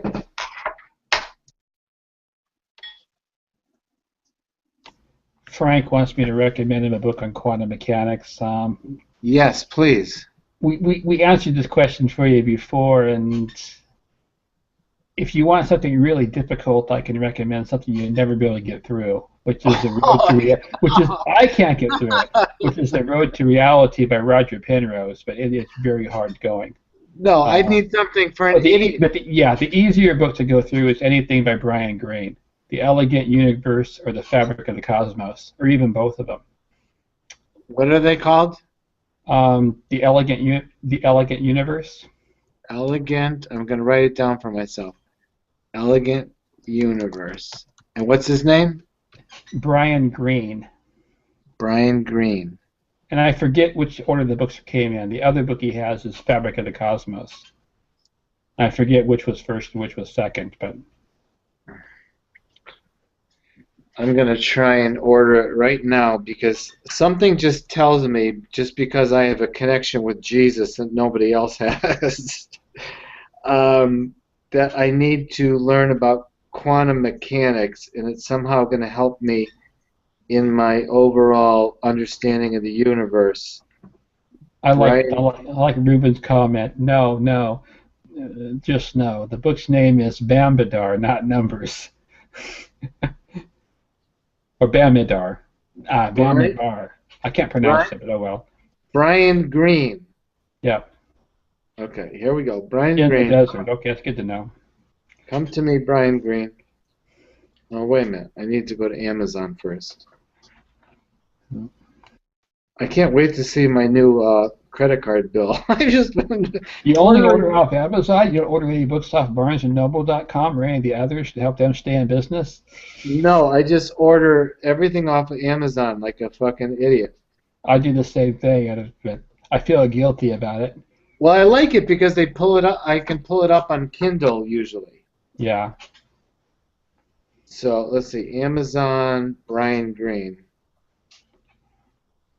Hey, Guy, if you can think of a better book to recommend it. Like I said, if you really want to understand the stuff, Richard Feynman's book, his Lectures on Physics, Volume 3, is also good, but it's going to be over people's heads also. The Hidden Reality, The Elegant Universe, The Fabric of the Cosmos, Impact Point, Inside Out. So you're going to say go with The Elegant Universe.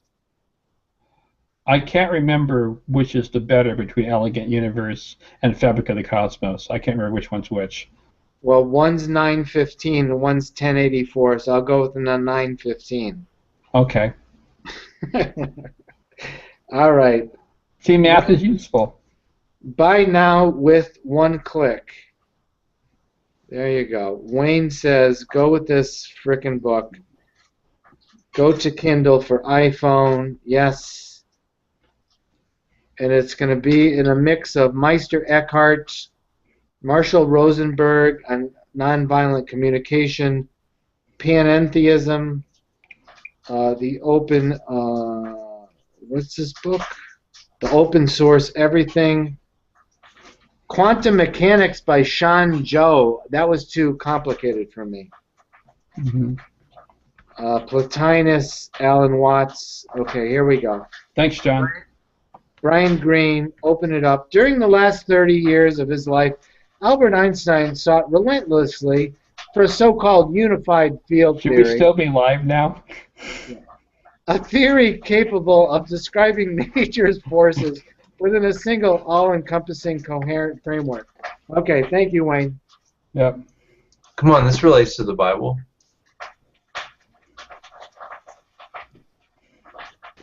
Yeah, I think we should really take it offline.